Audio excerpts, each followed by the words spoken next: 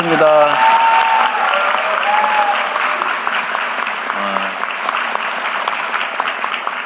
자리가 아주 좋네요. 네. 제가 말씀을 드리기 전에 우리 제주도지사님 어디 계세요? 네. 말씀은 못 하셔도 인사라도 한번 하십시오. 네. 박수 한번 주세요. 그리고 오늘 국회의원님들도 오시지 않았을까요? 저 하필 저 맨지라도 앞으로 오세요. 그래도 도민들한테 얼굴 한번 보여드리기. 세 분 다 앞으로 잠깐 나오십시오. 네. 역시 또 뭐 말씀드리긴 좀 어려우니까 우리 세 분 국회의원님들 일 열심히 잘하고 계실 텐데 더 잘하시라고 박수 한번 부탁드립니다. 네. 약간 오버액션 같은데. 감사합니다. 네, 고맙습니다. 우리 제주도는 아름다운 곳이기도 하고 아픈 곳이기도 하죠. 제가 사실 이번에 온 거는 4월 3일 제주 4.3 사건 기념일에 와야 되는데 그날 프랑스 대통령하고 외교 행사가 있어가지고 프랑스 대통령 보고 좀 날짜 미뤄달라기가 좀 그래서 미리 왔습니다. 미리 왔고 제가 제주도 4.3 사건에 대해서 가지고 있는 기본적인 생각은 어쨌든 대규모 국가폭력의 첫 출발점 같은 사건이고 또 그래서 가장 오랫동안 고통받았던 곳이기도 합니다. 억울하게 죽임을 당하고도 국가로 보호받기는커녕 오히려 국가로부터 가해를 당했죠. 그리고 또 아주 긴 세월 동안 국가의 제2차 보복을 두려워해서 말도 못하고 숨기고 피해자가 오히려 가해자처럼 숨어 살았던 세월이 너무 길었습니다. 그러나 다행히 제주도민들은 물론이고 대한민국 국민들의 치열한 투쟁으로 이제 국가 권력이 조금씩 정상화되고 진정한 국민을 위한 국가, 국민에 의한 국가가 완성돼 가면서 이제 국가가 국가 폭력에 대해서 사죄하기도 하고 또 배상하기도 하고 명예회복도 일부 이루어지고 있습니다. 그러나 그건 뭐 거의 같은 시기에 이루어지면서 가장 고통의 세월이 길었다고 할 수 있죠. 뭐 그 후에도 많은 사건들이 있습니다. 앞으로도 많이 규명되어야 될 국가 폭력 범죄들은 많긴 하지만 그래도 제주 4.3은 어느 정도는 진상 규명도 조금 되고 또 재판이나 보상을 통해서 명예회복도 조금씩은 되고 있는 것 같습니다. 그래도 해야 될 일은 많이 있죠. 다시는 이런 일이 재발되면 안 되지 않습니까? 다시는 우리가 다시 이런 야만적 사회로 되돌아가서는 안 된다. 그러기 위해서는 우리 헌법이 명시하고 있는 국민을 위한, 국민에 의한, 국민의 나라, 민주주의라고 하는 게 확고하게 정착되어야 될 겁니다. 국가 권력이 오로지 국민과 국가를 위해서 제대로 사용되는 정상적인 나라. 그런 국민들의 주권 의지가 일상적으로 국정에 반영되는 그런 나라를 우리가 만들어야 되고 또 조금씩 그렇게 되어가고 있다는 점에 대해서 다행스럽게 생각합니다만 그러나 또 이게 언제 또 어떻게 순식간에 뒤집어질지 알 수 없는 일이죠. 4.3 사건과 같은 국가폭력범죄가 다시 발생하지 않게 하려면 여러 가지 필요한 장치들이 있습니다. 그 제일 첫 번째가 어쨌든 이 국가폭력범죄의 적나라한 실상을 제대로 드러내는 거죠. 소위 진상규명이라고 할 수 있겠죠. 또 그에 대한 보상과 또는 책임이 또 분명히 해야 됩니다. 문제는 이게 세월이 지나면 책임을 묻는 게 어려워지더라는 거죠. 제가 뭐 정치를 시작하기 전에도 제주 4.3에 대해서 어쨌든 뭐 소설을 보거나 선배들의 이야기를 듣거나 등등을 알게 됐지만 이 4.3에 대한 재발 방지 또는 광주 5.18과 같은 작년 12.3 재작년이죠. 12.3 사태와 같은 이런 일을 다시 일어나지 않게 하는 가장 좋은 방법이 뭘까를 저는 나름 고민을 한 결과로 여러 가지가 있지만 아주 구체적이고 현실적인 방법은 시효를 없애는 거겠다. 소위 형사처벌 시효인 공소시효를 폐지해야 되겠다. 나치 전범처럼 죽을 때까지 반드시 책임을 묻는다. 평생 쫓아다니면서 추적, 조사, 수사하고 처벌한다. 그래서 좀 두려워하게 해야 된다. 역사와 국민과 국가에 두려움을 갖게 해야 되겠다. 공직자들에게 말이에요. 그 점 하나 하고 두 번째는 배상을 해야 되겠다. 그래도 자식이 뭔 죄가 있냐. 그럴 수 있잖아요. 그죠? 자식은 죄가 없죠. 다만 가해자의 재산을 상속받아서 또 그걸 누릴 필요는 또 없잖아요. 상속재산 범위 내에서는 자손만대 책임지게 하자. 그러다 이게 너무 많은 부분에 이렇게 하면 안 되겠지만 최소한 국가가 국민이 맡긴 권력으로 국민에게 가해하는 행위, 국가폭력 범죄, 국가폭력에 의한 인권 침해 범죄 이런 데에 대해서는 민사 소멸시효도 좀 폐지하자. 이게 제 생각이었습니다. 아주 오래된 생각이었는데 제가 당대표를 하면서 이제 거기 조금 이제 구체화돼서 입법으로 아마 그때 그 후인가 통과가 됐는데 이제 거부권 행사로 무산되긴 했습니다. 그러나 이제 대통령이 됐고 국회가 또 다수의석이 여기 제주도 국회의원 세 분도 다 전적으로 동의할 텐데 이제는 뭐 가능하겠죠? 네. 이제 해야죠. 박수도 한번 안 치시나요?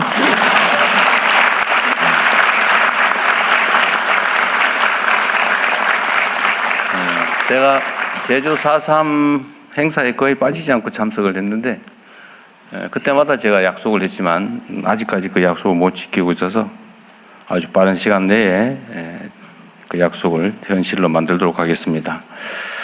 그리고 또 사실 이런 제도도 이걸로 완벽하지 못하죠. 결국은 정치가 정상화돼야 된다.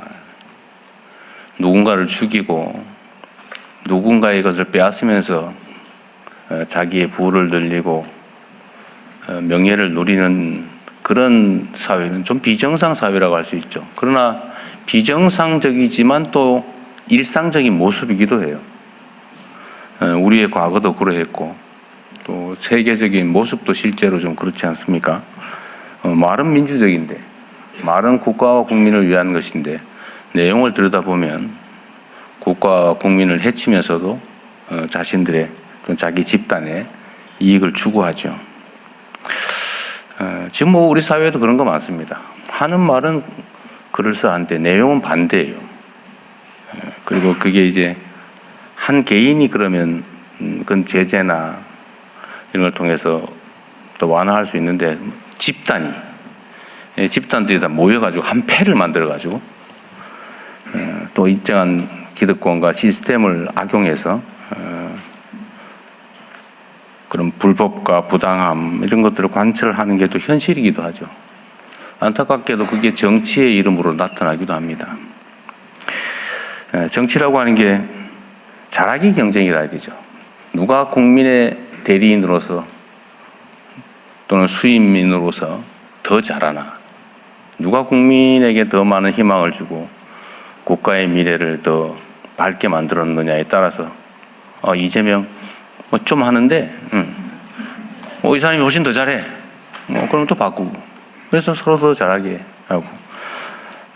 사실 그렇게 국민을 기준으로 뭔가를 선택하고 판단한다면 무슨 이념이고 뭐 가치고 개인적 성향이고 이게 뭐 중요하겠어요.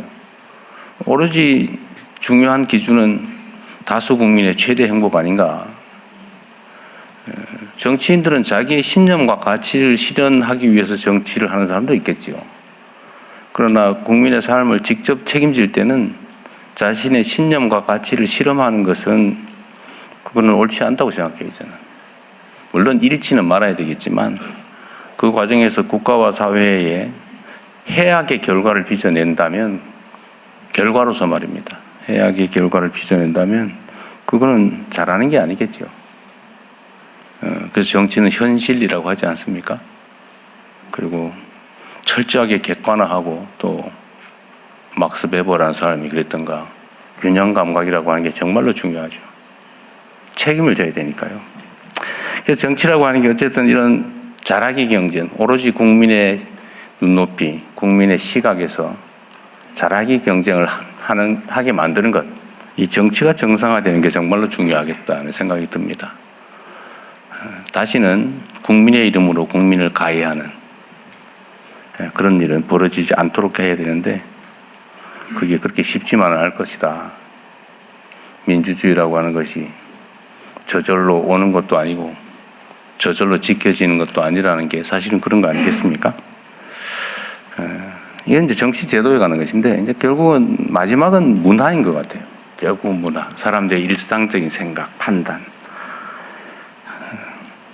어쨌든 공리라고 하는 게 존중되고 또 소위 가치와 이상이라는 것들이 그렇다고 해서 함부로 또 폄훼되지 않는 그런 전 세계에서 가장 존중받는, 선망받는 그런 대한민국을 만들 수 있을 거라고 확신합니다.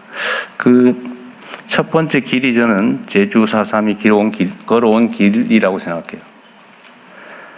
비극을 평화와 아름다움으로 치환하고 있지 않습니까? 아름다운 제주도 더 아름답게 만들면 좋겠고요. 근데 사적인 얘기를 하나 하면 제가 오늘 결혼 기념일입니다.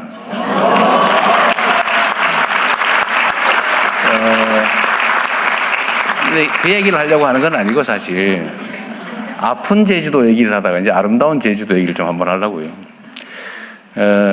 제가 사실 제주도를 너무 좋아해서 신혼여행 가려고 일부러 제주도 방문을 안 했어요. 제가 좀 그런 게 있습니다. 이거 아껴놓자. 그래서 결혼하고 제 아내하고 제주도로 왔는데 원래 이제 7일 호텔 예약을 하고 왔었는데 너무 좋아서 4일을 더 연장해서 재판 다 미루고 그때 당시 의뢰인한테 좀 미안하지만 11일간 여기 제주도 구석구석을 다 둘러봤었죠. 정말 아름다운 곳입니다. 제가 그 후에도 제가 전 세계에 뭐 많이 가본 건 아니지만 여기저기 좋다는 곳을 가봤는데 정말로 제주도만한 아름다운 섬이 없어요. 그래서 제가 어제 누군가한테 그 얘기도 한번 물어봤어요. 제주도에 터널을 뭐 만들자 그러는데 해저터널 만들어 연결하자 그러는데 그 찬성하는 지역도 있어요.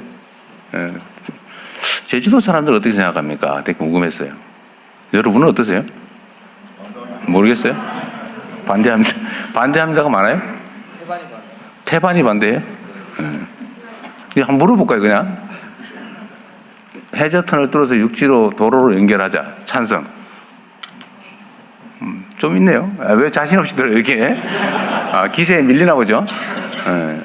하지 말자. 훨씬 많군요. 저도 저하고 생각이 같습니다. 제가 조심스러웠는데, 섬의 정체성이죠.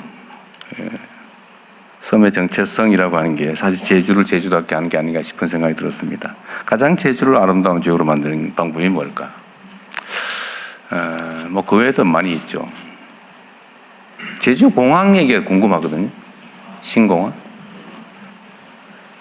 여기 무작위로 한 거 맞죠? 참석자들. 제주 신공항을 하자 말자가 아마 지역적으로 약간씩 또 아니면 이해관계에 따라서 약간씩 많이 갈리는가 본데 거의 대체로 비슷하다고 하던데 한번 제가 궁금해서 저도 주요 정책 결정에 참고를 해야 되니까요. 이 신공항 제2공항 만들자 말자 모르겠다. 자, 어떤 거부터 할까요? 자, 만들자. 한번 손 버티 들어봐요, 자신있게. 뭐 의견인데, 뭐. 만들자. 만들지 말자. 모르겠다. 모르겠다. 안 들어도 됩니다. 그렇게 뭐 압도적이지 않네요. 근데 하지 말자는 쪽이 여기서는 조금 더 보이긴 하네요. 어쨌든 여러분이 잘 판단하십시오. 네.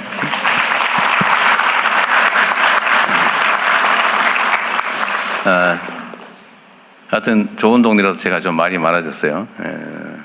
근데 제주도는 정말 특색이 있는 도시입니다. 제가 조금 전에 우리 기후 에너지 환경부 장관한테도 내가 그 얘기를 잠깐 물어봤는데, 지금 전 세계적으로 에너지 문제 때문에 난리가 났잖아요. 사실 저도 이 잠이 잘 안 올 정도로 사실은 심각한 상황입니다. 지금 당장의 문제도 그렇지만 앞으로 미래는 더 상황이 좀 불안정해지는 것 같아요. 생각한 것보다 상황이 별로 안 좋아요. 근데 이 에너지 문제는 결국은 한 번쯤은 겪어야 될 문제이기도 했는데, 지금 이제 신재생 에너지로 많이 전환해 가고 있잖아요. 근데 제주 같은 경우는 좀 특수한 지역이지 않습니까? 예를 들면 외부의 의존도 쉽지 않고, 그러나 또 자연 재생 에너지는 잠재력이 크고, 제가 소문으로 듣기로는 재생 에너지가 특정 시간대에는 과잉 생산이 돼서 남아가지고 억지로 끄고 발전을 중단해야 되고 이런 상황이라고 얘기를 들었어요. 그런데 대한민국은 전체적으로 재생 에너지로 정말 신속하게 전환해야 됩니다. 이제 화석 에너지에 의존하면은 미래가 매우 위험하죠, 사실은. 자체 생산되는 것도 아닌데 수입조차 지금 저 모양이 되고 있으니까요. 그럼 재생에너지로 전환을 해야 되고 가장 빨리 현실적인 성과를 낼 수 있는 데가 저는 제주도가 아닐까 그런 생각이 들었어요. 그래서 상상으로 생각해 보면 모든 에너지원을 신속하게 재생에너지로 바꿔야죠. 예를 들면 전기차로 바꾸고, 집안에 무슨 난방 이런 것도 빨리 전기나 이런 걸로 바꾸고, 요새 뭐예요? 히터 펌프? 예를 들면 그러면 그 중에서도 풍력 자원은 엄청나게 많잖아요. 그게 좀 남는다고 하던데. 그래서 빨리 좀 이렇게 전기차 등등으로 전환하면 잘하고 계실 것 같긴 한데, 좀 속도를 내면 어떨까 그런 생각이 들더라고요. 어쨌든 언제나 그 학력고사 시험 문제가 어려워지면 힘들죠? 근데 나만 힘든 거 아니에요. 다 똑같아요. 그럼 학력고사 시험 문제가 쉬워지면 좋냐? 다른 사람도 똑같이 좋아져요. 그래서 조건은 똑같다. 결국은 어디서 결판이 나냐? 평소에 얼마나 열심히 준비했냐로 결판나는 거죠. 상황이 객관적으로 어려워지느냐 아니냐는 운명 같은 거죠. 거기에 슬퍼하거나 기뻐할 필요 없는 겁니다. 상황은 언제든지 바뀔 수 있고, 거기에 우리가 얼마나 대비하느냐에 따라서 우리의 미래가 달라지는 거다, 그런 생각이 들었어요. 환경부 장관도 신경 많이 쓰고 있겠죠? 오늘 얼마나 신경 쓰고 있나 한번 들어보겠습니다. 네, 고맙습니다. 네, 가장 아름다운 제주를 만들어야 한다는 제주를 너무 사랑하는 대통령의 말씀 깊이 와닿았습니다. 감사합니다. 다음은 기후에너지 환경부 장관께서 탄소 중립 에너지 대전환으로 녹색 문명을 개척하는 섬 제주를 주제로 발표하시겠습니다. 네, 거창합니다. 대통령께서도 말씀하셨습니다만 이 탄소 중립 에너지 전환으로 전환하는 게 지금 이 중동 전쟁 과정에서 더 중요하고 절박한 문제가 됐습니다. 그 밑에다가 녹색 문명을 개척하는 섬, 탄소 문명에서 탈탄소 문명으로 전환하는 첫 번째 섬 제주를 주제로 기후에너지 환경부에서 발제를 하게 돼서 큰 영광입니다. 참고로 저도 섬 사람입니다. 저기 여수 검은도의 검은 슈퍼 막내 아들로 태어났습니다. 별로 공감이 안 된 생이는데. 섬 사람입니다. 별로 이분들은 섬 사람이라고 생각하지 않아요. 네, 대통령님 저 제주 명예도민입니다. 아, 그건 되겠는데. 제주 영어도시를 세우는데 크게 기여했다고 김태환 지사님 시절에 명예도민 됐습니다. 네. 애정이 많습니다. 예. 다음 잘 아시겠습니다만 제주도가 탄소 중립으로 에너지 대전환을 성공하는 것은 대한민국을 위해서도 반드시 해야 될 일입니다. 아시겠지만 대한민국은 대륙국가인데 에너지 면에서는 사실상 섬나라입니다. 유럽은 국가 간의 전기를 막 사고 팔아서 그런 문제를 극복하는데 우리는 여러 지정학적 여건상 사고 팔기가 쉽지 않습니다. 그래서 이 작은 이 섬나라에서 반드시 탄소 중립을 성공해야 되는데 그러려면 제주도의 성공이 매우 중요합니다. 그래서 저희 이재명 대통령님과 이 정부가 우선 가파도에서 내년까지 반드시 이 아리백을 성공을 하려고 하고요. 그 여세를 몰아서 제주도에서 그것을 성공해야 됩니다. 뭐 작년에 아시겠지만 4시간 동안 아리백을 성공한 적이 있지 않습니까? 제주도가 이제는 24시간 아리백을 임기 내에 실증을 해봐야 합니다. 그리고 2035년에는 대선 공약이기도 합니다만 전면적으로 아리백을 달성하는 세계에서 가장 멋지고 유일한 녹색 문명의 섬을 만드는 게 숙제입니다. 그게 성공해야 2050년 대한민국 탄소 중립도 성공할 수 있다. 이렇게 보고 제주도의 성공을 열심히 지원하려고 합니다. 그렇게 하려면 어떻게 해야 되냐? 제주도 이제 소위 아리백 비전인데요. 우선 대통령이 말씀하신 대로 재생에너지를 대폭 늘려야 합니다. 근데 재생에너지는 간헐성 문제가 있어서 여러 가지 그와 관련한 에너지 실증을 통해서 성공을 누적해야 하고요. 또 거기서 생기는 재생에너지의 소득이 제주 시민들의 에너지 소득으로 연결될 수 있어야 합니다. 세부 내용에 대해서 다음에 말씀드리겠습니다. 우선 재생에너지를 지금 대체적으로 이제 1.1기가 수준인데 2030년까지 2.5기가 이상, 마음 같아서는 한 3기가 이상으로 늘리는 것을 해야 된다고 생각합니다. 참고로 보시면 2024년 6월 달에 제주도 재생에너지가 너무 많고 개통이 제약된다고 해서 발전 허가를 막아놨습니다. 오늘 대통령 방문하신 것을 기점으로 해서 개통관리 변전소 지정을 해제해야 합니다. 그러면 이제 그동안 막혀있던 재생에너지 발전 허가를 본격적으로 받으셔서 2030년까지 2배 이상으로 재생에너지를 늘릴 수 있도록 해야 됩니다. 기본은 태양광인데요. 기왕에 태양광을 하는데 지금은 한 낮 시간에 주로 발전을 많이 할 수 있도록 하는데 동서양이라든지 수직형 태양광을 해서 재생에너지의 가능성을 완화하는 실험도 본격적으로 제주도부터 시작합니다. 한동이나 평대풍력과 같이 기계획된 것도 조기에 실현될 수 있도록 하고요. 부유식 해상풍력도 실험할 수 있도록 할 예정입니다. 23년도에 LNG 발전소 150메가짜리 2개가 신규로 결정이 됐는데 이것도 지으면서 그린 수소를 혼소해서 하는 발전기로 처음부터 지어서 장차 그린 수소 발전소로 바꿔나갈 수 있도록 하겠습니다. 다음. 말씀드린 대로 에너지 대전환을 위해서는 여러 가지 혁신 실증을 해야 되는데 기왕에 제주도가 여러 가지 작은 실험들을 해오고 있었습니다. 이제는 그것을 본격적으로 실증해서 이제는 성공으로 가야 됩니다. 우선 전기차인데요. 대한민국의 전기차의 이 보급률이 전체 내연차 대비 한 3% 정도 되는데 제주도는 전체 한 40만 대 중에 4만 대를 넘겨서 전체적으로는 제주도가 현재 1등입니다.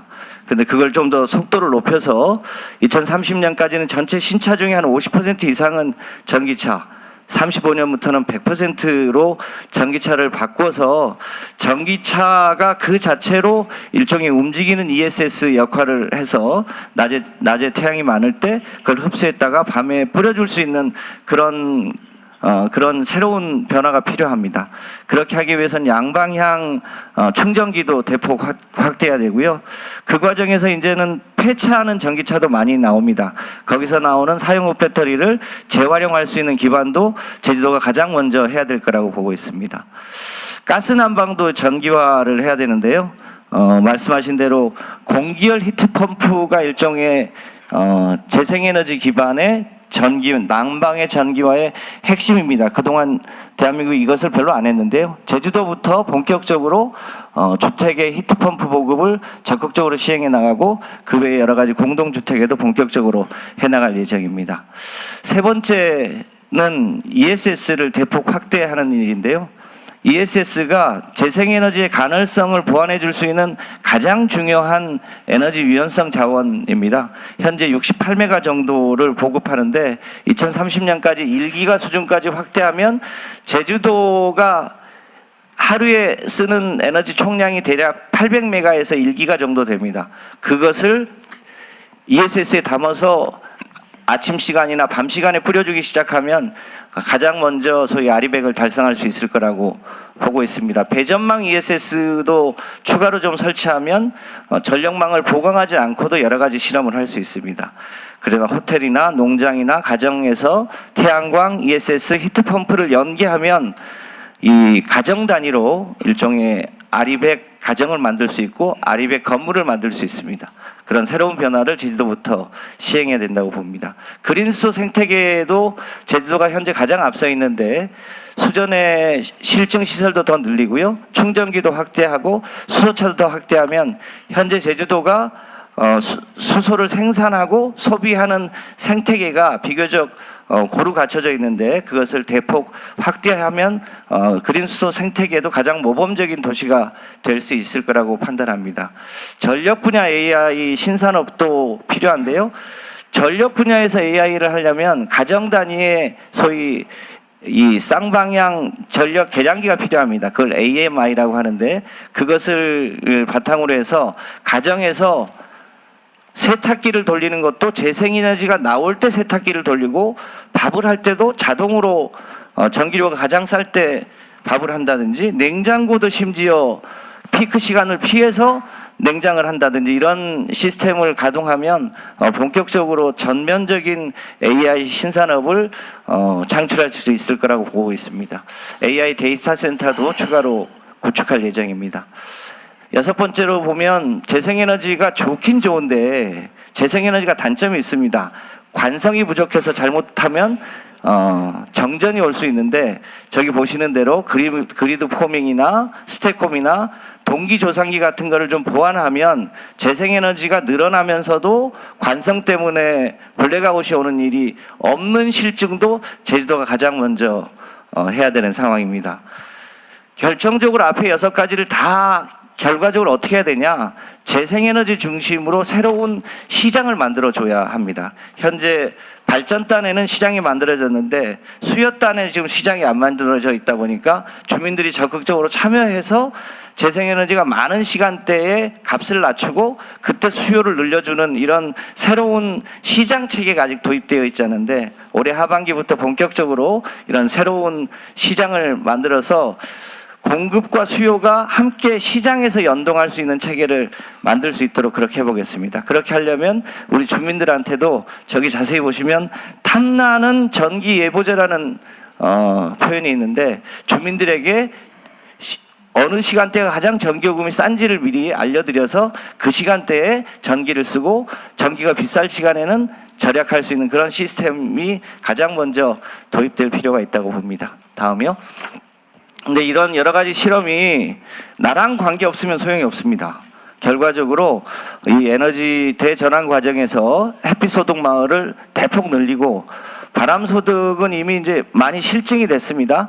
저기 보시면 한림 해상풍력 같은 경우는 대개 이제 주민들이 적극적으로 출자를 해서 연간 한 300만 원 이상 소득을 올리고 있는데요. 그런 바람 소득 마을도 많이 늘리고 제주도의 제주 에너지공사가 만들어져 있는데 그 에너지공사를 중심으로 제주 주민들이 직접 에너지 펀드에 참여하고 그 소득을 다시 주민들이 나눠 가질 수 있는 그런 배당 체계를 본격적으로 하면 은행에 2, 3% 정기 저축하는 것보다 제주 에너지 펀드에 가입하면 8%에서 10% 이자를 보실 수 있는 그런 시스템으로 전환해 나가면 제주도민들이 가장 에너지 기본소득을 많이 얻으실 수 있도록 할 수 있을 거라고 판단합니다.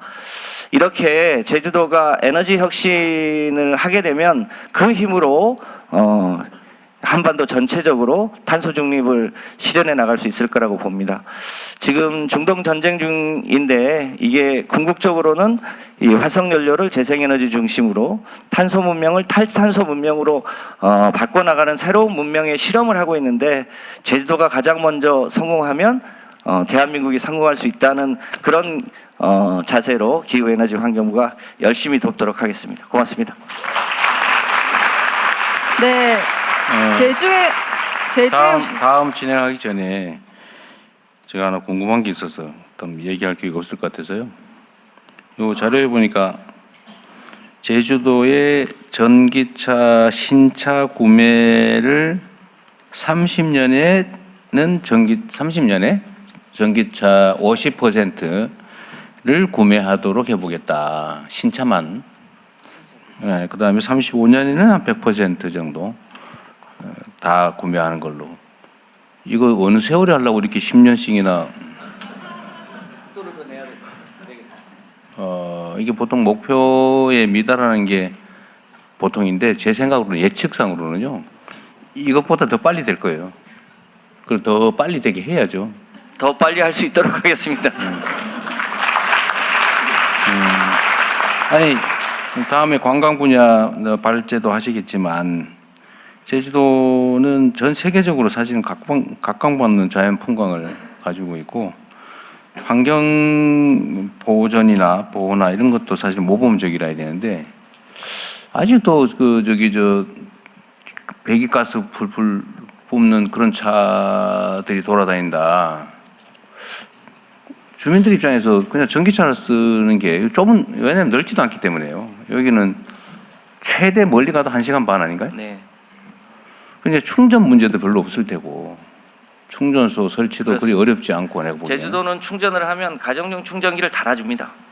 그러니까 뭐 그래 해도 되고 그런데 이 정도로 목표를 잡는 게 다른 데보단 좀 높은데요.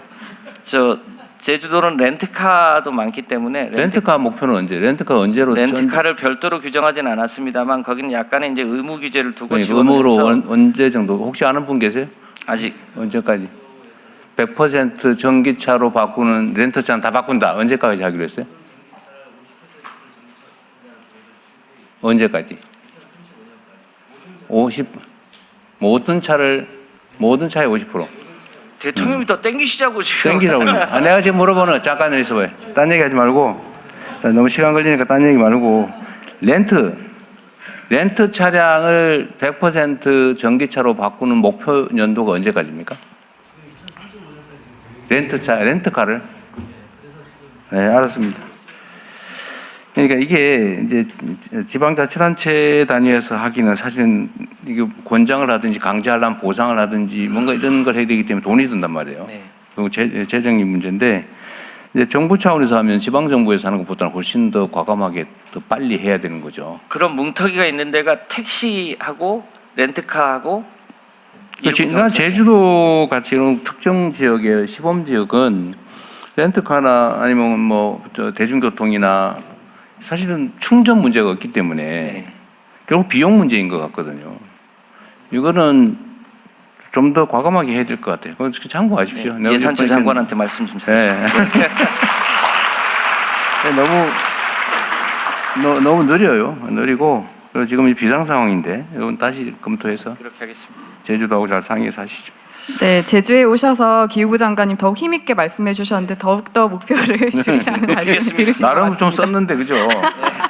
네, 그거 아주 안 되겠어요. 네, 김성환 장관님 말씀 감사합니다. 다음은 문화체육관광부 장관께서 대한민국 관광 미래 제주에서 시작합니다를 주제로 발표하시겠습니다. 네, 뭘 더 땡겨야 되나 지금 체크하고 있습니다. 네, 자, 5분 안에 하영 반갑스타의 문화체육관광부 장관. 요새 최영입니다. 문화부 장관이 노력을 많이 하고 있죠, 여러분 보기에도.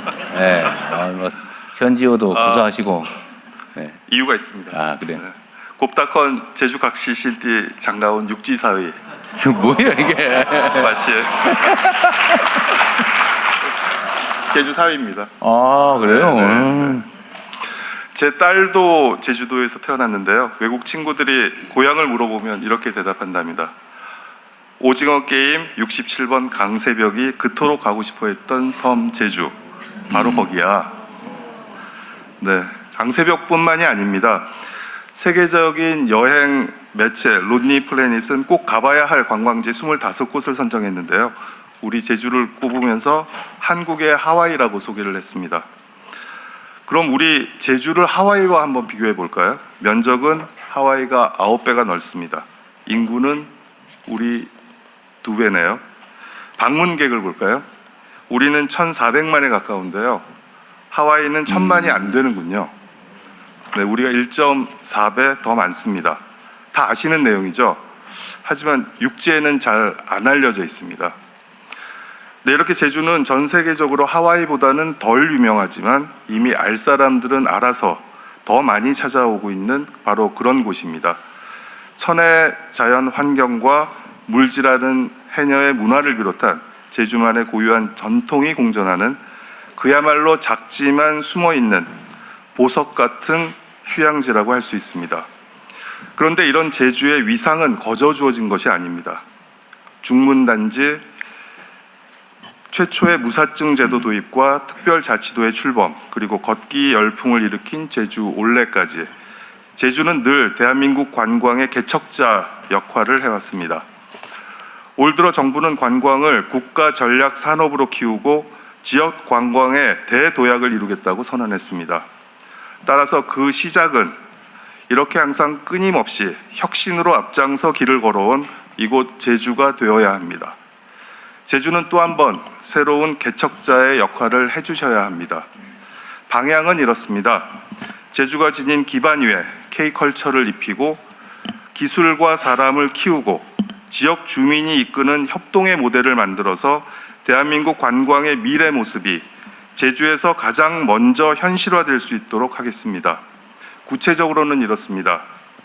올 2월 개관한 제주 국제 컨벤션 제2센터입니다. 최대 5,000석 규모의 콘서트도 가능한데요. 이제 K-팝을 제대로 즐길 수 있는 공연 인프라가 갖춰진 것입니다. 이곳에서 K-팝 공연이 열리게 되면 수많은 팬들이 제주도를 찾아오려 할 것입니다. 5,000석이 좀 좁다고요? 네, 그럼 우리에겐 3만석 규모의 서귀포 월드컵 경기장이 있습니다. 음향과 조명 시설을 제대로 갖추고 기반 시설을 보완하면 아주 멋진 대형 공연장이 될 수 있습니다. 머지않은 미래에 이곳 서귀포 경기장에서 전 세계 팬들이 몰려오는 대형 콘서트를 꿈꿔볼 수 있지 않을까요? 네, 또 제주는 특별법에 따라 176개국의 세계인들이 30일간 무비자로 이곳에 체류할 수 있습니다. 그렇다면 오신 분들이 더 오래 머무셔야겠죠? K-댄스를 비롯해 다채로운 K-컬처 체험 프로그램을 만드는데 정부도 힘을 보태겠습니다. 또 있습니다. 찐 제주를 소재로 하는 다양한 K-제주 콘텐츠들이 훨씬 더 많이 필요합니다. 지원을 아끼지 않겠습니다. 내년에 열게 될 제주 콘텐츠 기업 지원센터는 이런 제주 특화 콘텐츠의 생산 거점 역할을 하게 될 것입니다. 두 번째는 대한민국 관광의 미래를 바꿀 기술과 사람입니다. 제주가 바로 그 산실이 되도록 하겠습니다. 제 옆에 곽이 부총리님도 계시지만 앞으로 AI로 인한 변화와 혁신의 폭은 가능키 어렵습니다. 관광 분야도 마찬가지입니다. 민간 기업, 대학, 연구기관 등 모든 곳에서 개발하는 검증된 첨단 관광 기술을 제주라는 보석 위에서 가장 먼저 구현할 수 있도록 하겠습니다. 그렇게 함으로써 제주를 세계 관광 기술의 산실로 육성하겠습니다.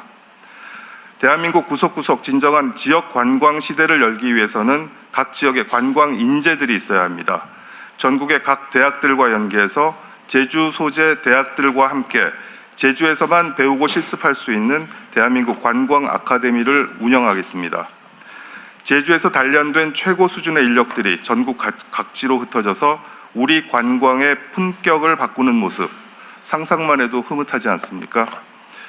네, 제주는 이렇게 전국의 관광 인력을 양성하는 요람이 되어야 합니다. 세 번째, 우리 관광의 미래를 개척하실 주인공은 바로 제주도민 여러분입니다. 앞서 기후부 장관께서 햇빛 소득 마을을 말씀해 주셨는데요. 제주의 청정 자연도 마을의 공동 자원이지 않습니까? 외지인의 난개발로 망가지지 않게 여러분들이 천혜의 자연 생태계를 잘 보존하고 가꾸면서 관광으로 얻은 소득은 우리 주민들에게 되돌아가게 하면 어떨까요? 이른바 관광 소득 마을이 되겠죠. 이미 제주에는 생활터전인 마을에서 주민이 호텔 리어가 되고 여행 가이드 겸 도슨트가 되는 이른바 마을 여행이 이루어지고 있는데요. 정부도 힘을 보태도록 하겠습니다. 우리가 이렇게 힘을 합해 관광 혁신을 이어간다면 하와이가 뭡니까? 앞으로는 제주도가 전 세계인들이 꼭 가야만 하는 인생의 버킷 리스트 중 하나가 되지 않겠습니까? 그리고 하나 더, 제주로 전 세계인들이 더 쉽게 올 수 있도록 인천공항의 환승 체계도 개선하고 크루즈가 오는 바닷길도 넓히겠습니다. 대한민국 관광의 미래, 지금 이곳 제주에서 이렇게 제주도민 여러분과 함께 시작하겠습니다. 고맙습니다. 예.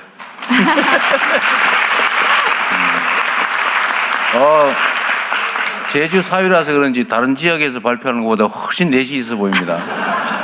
감사합니다. 네. 고맙습니다. 예. 근데 공직자가 그러면 안 돼, 예. 네, 제주도민과 우리 함께 배경훈 네. 장관님 긴장하고 있습니다, 지금. 오늘도 필살기가 있어서 괜찮습니다. 아, 그래요? 네, 제주도민과 함께 제주도를 전 세계 인생 버킷리스트로 만들겠다는 제주사위 최혜영 장관님 말씀 감사합니다.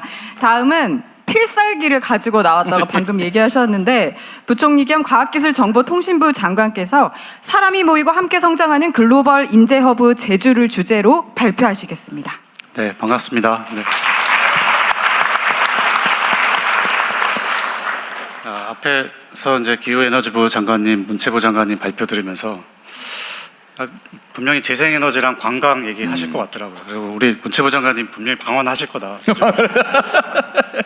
너무 뻔하게 예측이 돼서 좀 박수 소리가 좀 적었던 건 아닌가. 그래서 한번 저는 좀 예측하시는 것들을 좀 벗어나서 한번 좀 발표를 해보도록 하겠습니다.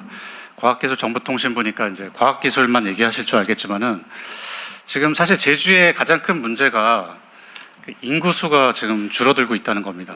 특히 젊은 사람들이 많이 줄어들고 있습니다. 육지로 많이 떠나고 있고요. 그래서 이제 제주를 다시 젊은 인재들, 글로벌 인재들이 모이는 허브로 만들어야 됩니다. 그래서 오늘 사람이 모이고 함께 성장하는 글로벌 인재 허브 제주에 대해서 발표드리도록 하겠습니다. 박수로 더 크게 쳐주세요.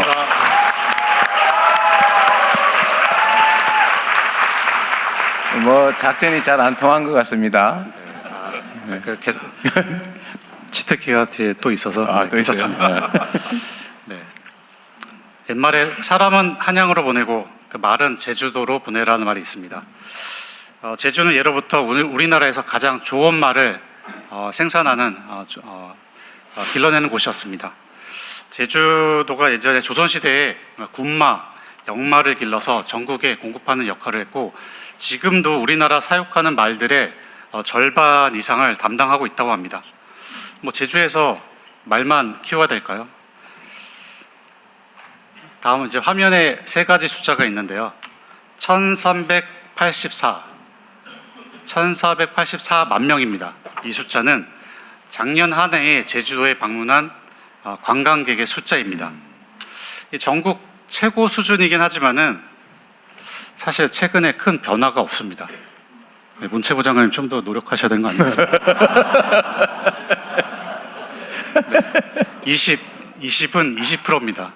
지금 재생에너지는 우리 기후에너지부 장관님이 발표해 주셨지만 뭐 안정적으로 늘어나고 있습니다. 네, 열심히 하시는 것 같습니다. 네.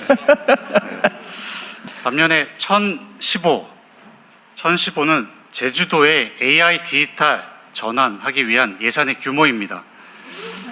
2년 전에 비교해서 2배 가까이 늘었습니다.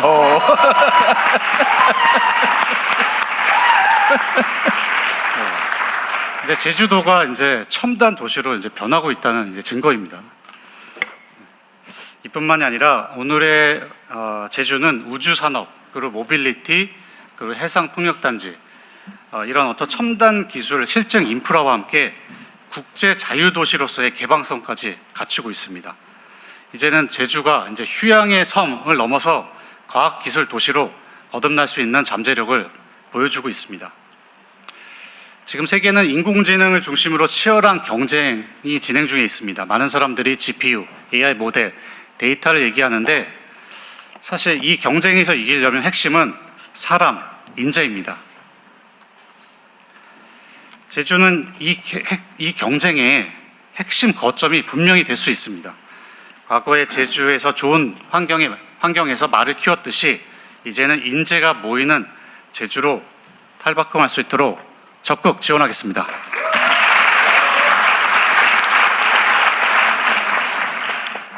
제주대하고 카이스트가 손을 잡고 공동 대학원 운영을 올해부터 시작하고요.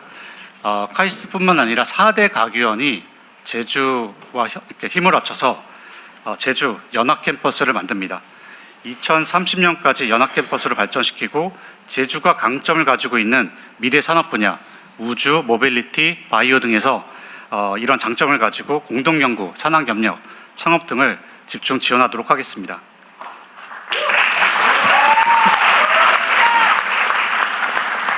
약간 동원 청중 느낌이 납니다. 너무 자주 하니까 이거 짜고 하는 것처럼 오해를 하시는데 저 대통령 들어올 때 같이 들어왔습니다. 아, 그랬어요?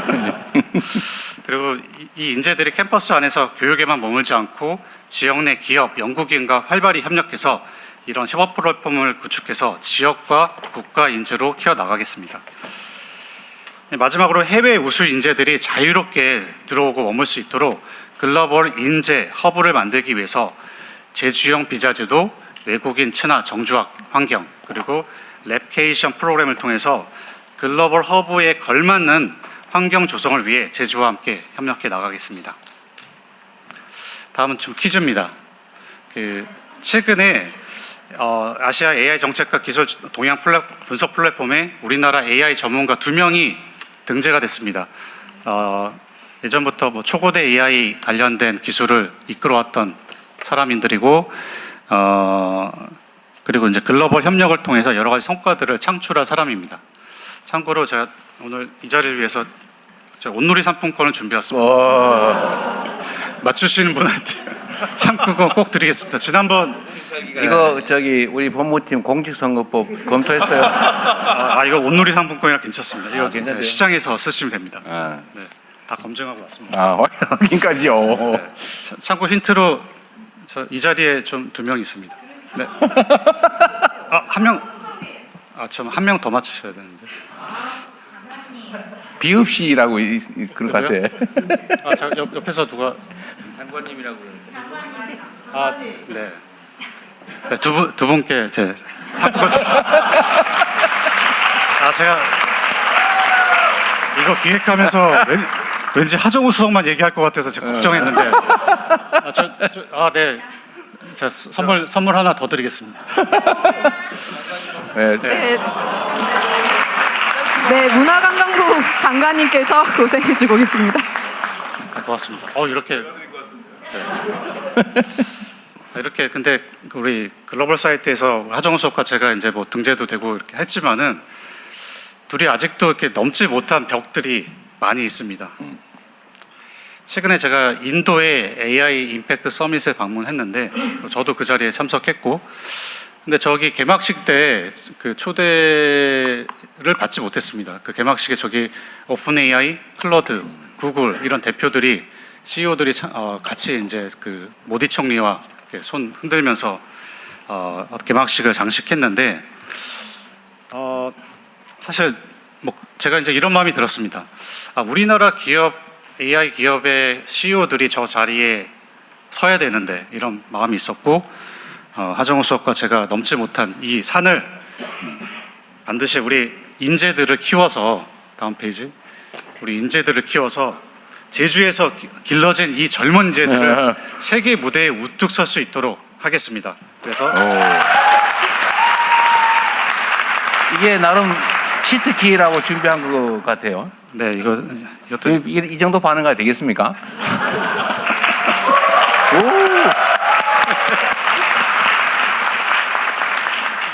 그래서 제주에서 세계적인 수준의 인공지능, 과학기술 인재를 키우고 글로벌 인재 양성의 허브가 되도록 이 강한 뿌리를 제주에 심도록 하겠습니다. 감사합니다.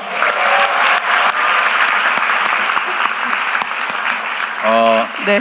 하GPT가 덕분에 혜택을 좀 본 것 같네요, 우리 배 장관님. 배 장관님이 훌륭하신 거고요. 상품권 받으신 분들 축하드립니다. 네. 필살기, 치트키 보셨죠? 글로벌 자유도시 특장점 살려서 4대 과기연 연합 캠퍼스를 만들어서 인재가 모이는 제주를 만들겠다는 배경훈 부총리님 말씀 감사합니다. 세 분 장관님의 말씀처럼 제주가 대한민국 관광의 미래를 열고 에너지 대전환의 섬이자 글로벌 첨단 과학기술 인재의 허브가 될 수 있도록 여러분께서도 함께해 주시길 부탁드립니다.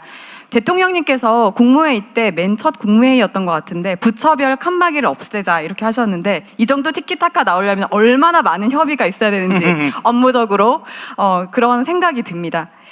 이번에는 참석하신 제주도민 분들의 진솔한 의견 들어보겠습니다. 현재 진행되는 일부에서는 장관님들께서 발표하신 주제와 관련된 제안을 해주시면 됩니다. 말씀해 주실 때에는 어디 사시는 누구인지 간단한 자기소개도 함께 부탁드립니다. 손을 들어주시면 되는데 아까 우리 같이 했었죠. 핵심만 간결하게 지리 말고 제안을 소리 지르지 마시고 화내지도 마시고 네 멋진 토론 문화 보여주십시오. 네 일단은 대통령님 저희가 이번 구역을 1번, 2번, 3번, 4번, 5번, 6번 이렇게 해서 구역별로 한번 받아보는 것도 네. 괜찮을 것 같습니다. 네, 한번 네. 시도해 보겠습니다. 그 대통령 기준으로 왼쪽에 있는 왼쪽에 네 우리 그 남색 옷 입으신 남성분께 마이크 전달드리겠습니다.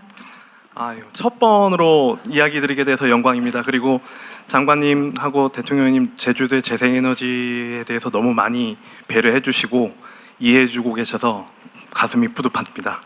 저는 제주도 아라동에 살고 있고요. 태양광 발전소를 운영하면서 사단법인 대한태양광 발전사업자협회 대외협력국장을 맡고 있는 고석준이라고 합니다. 본론부터 얘기 드리겠습니다. 아까 장관님께서도 많이 얘기를 주셨는데 지금 분산형 에너지 활성화 법안을 통해 전기요금을 차등화하고 자금률이 높은 지역으로 기업들 이전을 유도하고 계십니다. 하지만 정부가 전기요금에만 집중한 나머지 놓치는 몇 가지가 있어서 얘기를 드리고자 합니다. 그건 기업들이 전력을 직접 구매할 수 있는 직접 PPA 계약에 관련된 문제입니다. 기업들이 부담하는 망 사용료가 수도권과 비수도권으로 차등화는 되어 있으나 변별력이 없습니다. 그런 문제로 인해서 대통령님이 생각하시는 지산지소는 이루어지지 않습니다. 이에 변전소 안에서 이루어지는 생산과 소비에 대해서는 망 사용료를 대폭 면제해 주시는 전력시장의 혁신을 만들어 주십시오. 그리고 제주가 그리고 육지에 비해서 지금 차별되고 있는 것이 육지의 경우 망 사용료가 3, 4원인 반면에 제주의 경우에는 10원에 육박하고 있습니다. 제주에서 아리백을 하려면 기업이 망 사용료를 육지 대비 2배 이상 더 부담해야 되는 구조입니다. 그리고 ESS도 문제입니다. 재생에너지 출력 제어를 막고 송배전망의 효율적인 사용에도 도움을 줄 수 있는 현실적인 대안인 ESS 충방전에도 망 사용료가 부담되고 있습니다. 그리고 조금 더 ESS의 보급과 확산을 유도하실 거라면 ESS 충전 후 방전에 대한 요금 제도도 추진해 주셨으면 좋겠습니다. 그리고 세금에 관련된 부분은 간략히 얘기 드리겠습니다. 태양광 발전소는 준공과 동시에 태양광 발전소 부지로 변경되면서 잡종지로 변경되게 됩니다.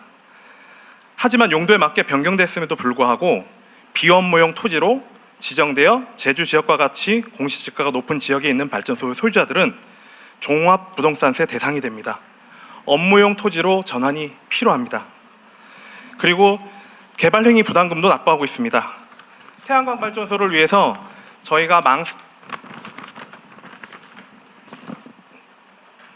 교통 유발도 없고 상하수도 인프라도 확충도 필요하지 않습니다.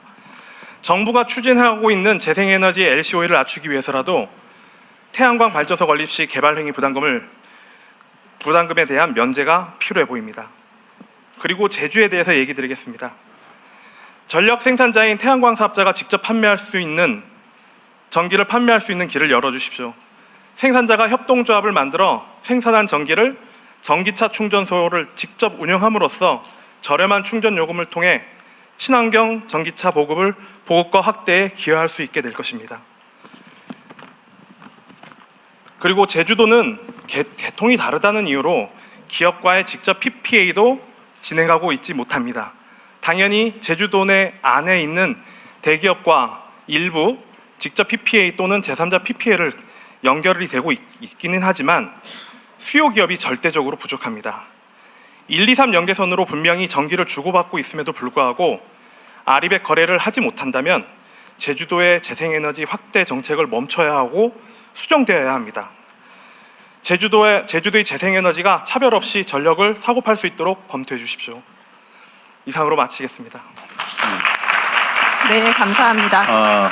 아마 이런 유사한 얘기가 많이 있을 수 있어서 아마 기후에너지부에서 당연히 이 얘기를 다 알고 있을 거예요. 다 알고 있고 나름의 일정한 일정을 가지고 개선책을 만들고 있을 건데 좀 이제 공개적 대화를 많이 하세요. 예를 들면 이분은 모르잖아요. 이런 걸 알고 검토하고 있다는 사실 모르고 있기 때문에 이런데 어쨌든 제가 수요자, 공급자, 또 관련 단체, 전문가, 이해관계자들과 정부 당국이 대화를 좀 많이 하라고 하는 이유가 사실 이런 겁니다. 최대한 많이 모아서 되게 중첩되거든요. 근데 다른 데는 당장 시행이 안 되고 있기 때문에 이걸 모르고 있지 않을까? 과거에는 다 모르고 방치당했으니까요. 그런 생각이 있으니까 어쨌든 기후에너지뿐만이 아니고 정부는 제가 국무회의에서 여러 차례 얘기한 것처럼 근데 이해관계자하고 대화를 드러내놓고 자주 많이 해야 됩니다. 많이 하자. 여기에 대한 개별적인 답변 안 하셔도 될 것 같아요. 한 말씀만 드리겠습니다. 이게 이런 문제를 해결하자고 소위 분산에너지 특구를 만들어서 시행을 하는데 제주도도 이제 분산에너지 특구가 됐습니다. 그래서 여러 가지 각종 제도를 다 개선하는데 제주도하고 전남은 모든 분산에너지 특구에서 실험할 수 있는 오늘 제안하신 내용들을 다 실험할 수 있도록 제도를 개선 중에 있습니다. 잘 해결하도록 하겠습니다. 빨리 하자. 네. 네, 빨리 하자고 말씀하셨습니다. 이번에 2번 구역으로 가보겠습니다. 맨 앞줄에 계신 여성분께 마이크 드리겠습니다. 네, 앉아서 해도 되고 서서 해도 되고 좋은 대로 하세요. 그냥 편안하게 앉아서 하겠습니다. 안녕하십니까. 제 이름은 선보배입니다. 지금 현재 제주도 도조동에 살고 있고요. 앞서 여러분께서 다 설명해 주셔서 너무너무 감사하고 이미 제가 질문하고 싶었던 거 다 하셨기 때문에 간단하게 제주 청년들이 고향을 떠나지 않으려면 신산업이 살아야 하는데 제주를 분산 에너지 특구로 이미 지정됐다고 하셨는데 여기서 생산된 천정 에너지를 기업들이 직접 쓰고 새로운 일자리로 만들 수 있도록 열어주실 수 있는지 그리고 제주가 성공하면 대한민국 에너지 정책의 기준이 된다고 생각합니다. 제주가 버리는 에너지가 아니라 제주가 만드는 미래가 되도록 결단을 부탁드리겠습니다. 감사합니다. 안 해도 될 뻔했어요. 네, 알겠습니다. 바로 넘어가도록 하겠습니다. 이번에 3번 구역에 이렇게 손을 흔들어 주신 둘째 줄에 앉아 계신 남성분께 마이크 드리도록 하겠습니다. 그건 뭐예요? 순간적 홍보 수단으로. 안녕하십니까 대통령님. 저는 제주에서 캐릭터 콘텐츠 스타트업을 운영하는 제주의 풍당 대표 김남철입니다. 오늘 취임 300일 진심으로 축하드리며 제주에서 이런 귀중한 자리를 마련해 주셔서 진심으로 감사드리고 발언의 기회를 얻게 돼서 영광입니다. 대통령님께서 제주 관광과 관광 문화에 대해 깊이 고문해 주신 점에 대해서 다시 한번 감사드리며 저는 오늘 콘텐츠가 중심이 된 제주 발전 방향에 대해 말씀드리고 싶습니다. 요약해서. 네, 알겠습니다. 네, 제주 관광은 렌트카를 이용한 개별 관광과 유행에 따라 스팟 위주로 변화가 빠르게 일어나고 있습니다. 내외근 관광은 늘고 있지만 정작 지역 상권과 소상공들이 체험하는 현실은 이에 미치지 못하고 있어 관광 산업이 제주 경제로 충분히 연결되지 않는 구조가 있습니다. 이 구조를 바꾸기 위해서는 콘텐츠를 중심으로 사람이 모이고 머물고 자연스럽게 소비로 이루어지는 콘텐츠 중심 상권이 필요합니다. 국내 인디밴드의 성지인 홍대거리, 일본 캐릭터 IP의 성지인 아카이바라처럼 콘텐츠가 중심이 되어 거리 전체를 걸으며 그 안에서 즐길 수 있는 상권이 제주에 꼭 필요한 상황입니다. 제주는 독창적인 문화를 기반으로 다양한 콘텐츠 소재를 가지고 있습니다. 넷플릭스에서 폭삭 속가수뿐만이 아니라 괜당이라는 제주 관련 신규 콘텐츠를 제작하며 글로벌 콘텐츠 제작사도 큰 관심을 가지고 있고, 저희와 같은 로컬 콘텐츠 기업도 제주의 문화를 기반으로 열심히 콘텐츠를 만들고 있어 제주는 콘텐츠 중심 상권을 만들기 위한 최적의 조건을 갖고 있습니다. 이러한 콘텐츠가 특화된 공간이 이루어질 때 제주 관광이 비로소 지역 경제에 연결될 수 있다고 생각합니다. 이를 위해서는 콘텐츠 기업과 제조기업, 소상공인이 함께 할 수 있는 협업 구조가 필요합니다.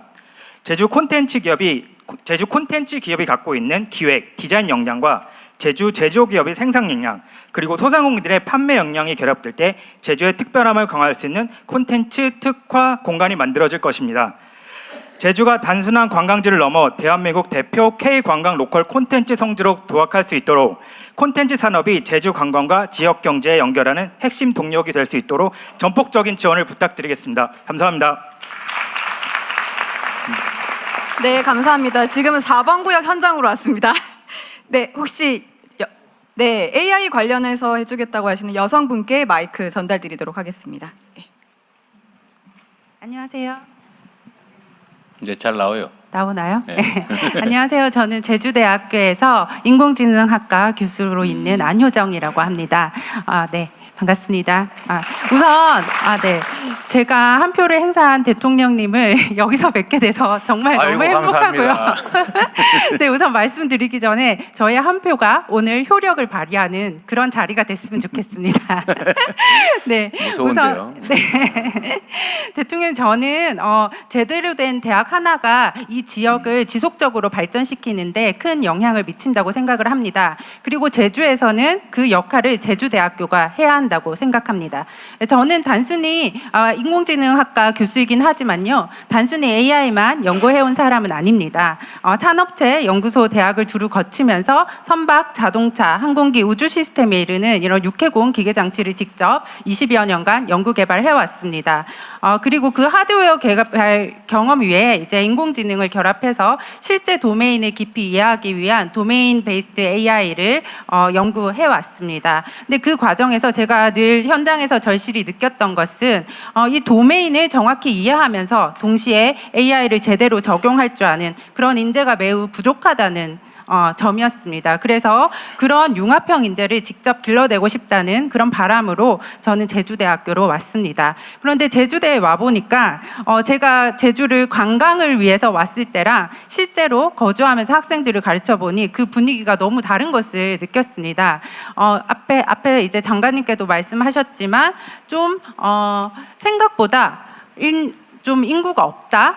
그리고 학생들이 너무 이렇게 힘이 빠져 있다. 이런 것들을 실제로 많이 느꼈어요. 그래서 저는 이제 우주 쪽에 오랫동안 연구를 했고, 그 다음에 AI를 적용하는 연구를 해왔기 때문에 이 우주와 AI 산업을 키우겠다고 제주가 노력은 하고 있다는 건 알고 있지만, 사실 이런 진짜 산업 생태계가 충분히 자리 잡지 못했다는 것을 실제로 느꼈습니다. 그래서 일부는 이제 실질적인 연구 개발이나 지역적인 기여보다 이제 어떤 이제 지역 기업 같은 경우에는 형식적으로만 지역 기업처럼 보이는 그런 수준에 머무는 경우도 저는 실제적으로 많이 봤습니다. 그래서 이렇게 해서는 제주가 진정한 우주나 AI 중심지가 되기 어렵다고 현실적으로 생각합니다. 그래서 저는 방향이 분명해야 된다고 생각합니다.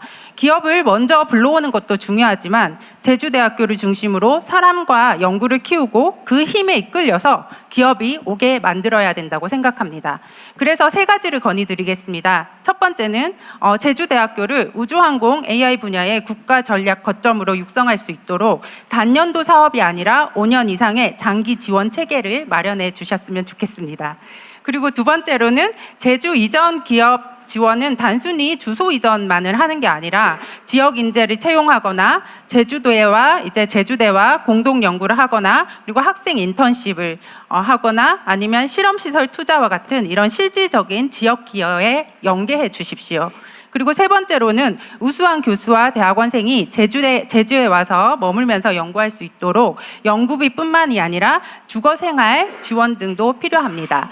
앞서 장관님께서 이런 가기대들과 제주대에 이런 연계한 그런 계획을 말씀해 주셨는데요. 사실 저희 제주대 입장에서는 대학원생을 확보하는 게 굉장히 어려운 상황입니다. 그래서 우수한 교수진들이 있음에도 불구하고 이 연구를 같이 해나갈 지역 학생들을 모으는 것도 어려운 상황입니다. 그래서 그렇게 가기대와 캠퍼스가 연계됐을 때 그게 실질적으로 제주대 교수 그리고 연구진에게도 효과가 있는 그런 건지 아니면 인력이 오히려 더 배출되는 그런 효과가 나올 수 있을 건지 그런 이제 우려도 좀 있습니다. 그래서 그게 실질적으로 지역에 연구하는 인력들이 정주하고 지역을 통해서 발전할 수 있는 그런 체계가 되기를 바랍니다. 그리고 마지막으로 한 가지만 말씀드리도록 하겠습니다. 올해 8월에 제주에서 IAA 스페이스 AI 국제 컨퍼런스를 준비하고 있습니다. 이 행사는 사실 이제 스페이스 쪽에서는 AI가 시작된 지가 얼마 안 됐습니다. 그래서 우리가 기존의 스페이스 기술들은 추종하는 기술이라고 했다면 이 AI를 적용하는 기술은 우리가 스페이스에서도 앞서 나갈 수 있는 분야가 될 수 있습니다. 그래서 이 행사가 성공하면 제주대학교가 중심이 돼서 사람과 연구를 세계와 연결할 수 있다는 걸 보여줄 수 있다고 생각합니다. 그래서 제주를 이런 우주 AI의 미래 전략 거점으로 키우는 중요한 계기가 될 거라고 생각합니다. 마지막으로 대통령님, 이 지역을 살리는 것은 결국 사람이고요. 사람을 키우는 것은 대학입니다. 그래서 제주대학교가 제주의 미래 산업을 이끄는 진짜 중심축이 될 수 있도록 국가가 그 기회를 현실적으로 잘 만들어 주시기를 부탁드리겠습니다. 감사합니다. 네. 하여튼 정책 수립하는 과정에서 제주에 관계된 문제는 뭐 제주대하고도 협의를 많이 하겠죠, 앞으로. 그렇게 하시고요. 전에 지방으로 본사를 옮기면 세금 깎아준다 이런 정책을 했는데 그냥 주소 개념으로 하다 보니까 주소만 살짝 옮겨놓고 혜택만 받고 그런 경우가 실제 있었죠. 저도 떠오르는 기업이 하나 있긴 한데. 그러니까 얘기하면 안 될 것 같고. 그러니까 이제 앞으로는 사실 그렇게는 못하게, 예를 들면 실제 인력 규모라든지 뭐 시설 장비가 어느 정도 옮겨왔냐에 따라서 해야 되는데, 앞으로 우리 정부에서도 지방으로 가면 이제 혜택 주는 정책을 하잖아요. 근데 그렇게 악용당하지 않게 여기는 지금 고 정책실에서는 안 오셨네 오늘. 고좀 하GPT가 잘 기억해놨다가 전달하겠습니다. 정책실에 잘 전달해 주세요. 네. 이게 형식만 취하고 혜택만 보고 실제로는 안 하고 이게 그 사기지. 그게 그런 여지가 없게 해야죠. 그걸 활용한 기업들을 욕할 건 사실은 아니에요. 그럼 왜 그렇게 만드냐고. 그걸 그렇게도 되게 만들어 놓으니까 그렇게 하는 거죠. 그 문제는 잘 해주고, 아까 우리 배 장관께서 말씀하신 대로 이게 지금 주거 환경이나 생활 환경이 너무 좋기 때문에 요즘은 일을 모여서 하는 것도 사실 과거 유행이잖아요. 아까 랩케이션? 랩케이션이라고 뭐 그거 아주 국가와 재밌는. 일을 동시에 즐길 수 있도록. 그러니까요. 요 제주도에서 통신망하고 예를 들면 그런 시스템을 잘 갖춰 놓으면 여기 와서 쉬어가면서 생각날 때 일해도 되겠죠. 지금 제주의 문제는 뭐 인재들이 키워지고는 있으나 그들이 취업할 곳이 많지 않다는 것입니다. 그래서 지금 아까 우주 산업 관련해서도 이제 클러스터를 구축해서 그 키워진 인재들이 우주 산업 클러스터에 일할 수 있도록 지금 국가 위성 운영 센터 등이 있는데 이것뿐만 아니라 지금 민간 기업 유치를 하고 있습니다. 그래서 하나하나 컨택 등이 이제 들어오고 있고 그런 산업 단지가 만들어지고 있습니다. 네. 네, 알겠습니다. 다음 의견 받도록 하겠습니다. 구역에서 말씀 부탁드립니다. 예, 대통령님 안녕하십니까? 저는 제주에서 청소년 인권 동아리 이끼와 함께 활동하고 있는 사회복지사 김민석이라고 합니다. 말씀드리기 전에 오늘 축하받을 일이 하나 있습니다. 매년 3월 30일은 사회복지사의 날인데 올해로 20번째를 맞이하고 있습니다. 많은 사람들의 축하를 좀 부탁드리겠습니다. 네, 축하합니다. 우리 문진영 수석도 축하합니다. 예, 대통령님, 제주의 턱을 1cm만 낮추면 교통약자 148만 명의 제주가 열리고 그 경제적 효과는 우리가 생각하는 것보다 훨씬 클 것으로 보입니다. 이것은 희망이 아니라 저희가 직접 해보고 확인한 사실입니다. 바닷가에 베리어 프리 매트 하나 깔고 베리어 프리 휠체어 하나 놓았을 뿐인데 10년간 바다를 그리워하며 들어가지 못했던 장애인 한 분이 바다에 들어가셨습니다. 저희가 그것을 직접 해봤습니다. 그래서 이 경험을 제도로 만들어 주시기 위해 몇 가지 말씀드리겠습니다. 첫째, 문화체육관광부의 무장애 관광 연계성 강화 사업을 확대하여 제주에 집중 지원해 주시길 부탁드리겠습니다. 주요 해수욕장에 유니버셜 화장실, 배리어프리 매트, 배리어프리 휠체어들을 상시 설치하고 상권의 경사로 설치를 지원하는 모두의 가게 인증제를 도입한다면 제주가 무장애 관광의 모델이 될 수 있을 것이라고 생각합니다. 둘째, 이 사업을 통해 교통약자가 제주를 진짜로 즐길 수 있는 관광 콘텐츠를 개발해 주십시오. 시설을 고치는 건 갈 수 있게 만드는 일이고 콘텐츠를 만든다는 건 다시 오고 싶게 만드는 일입니다. 저희가 작년에 장애인 서핑을 해봤는데 지체장애인을 포함한 발달장애인들 모두가 바다에 들어가서 굉장히 즐거운 경험을 했던 경험이 있습니다. 그리고 셋째, 장애인 관광 전용 통계 체계를 구축하고 이를 기반으로 공공무장애 관광 플랫폼을 만들어 주십시오. 영국, 호주, 독일에는 장애인 관광 비교 데이터가 풍부하게 쌓여 있어 정책의 근거로 쓰입니다. 하지만 한국에는 이런 통계가 별로 없습니다. 데이터가 없으면 정책도 없고 정보가 없으면 여행도 어렵기 마련입니다.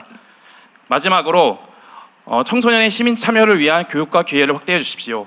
저희가 이 활동을 모든 것들이 저희가 청소년들과 함께 주체적으로 활동을 진행했었습니다.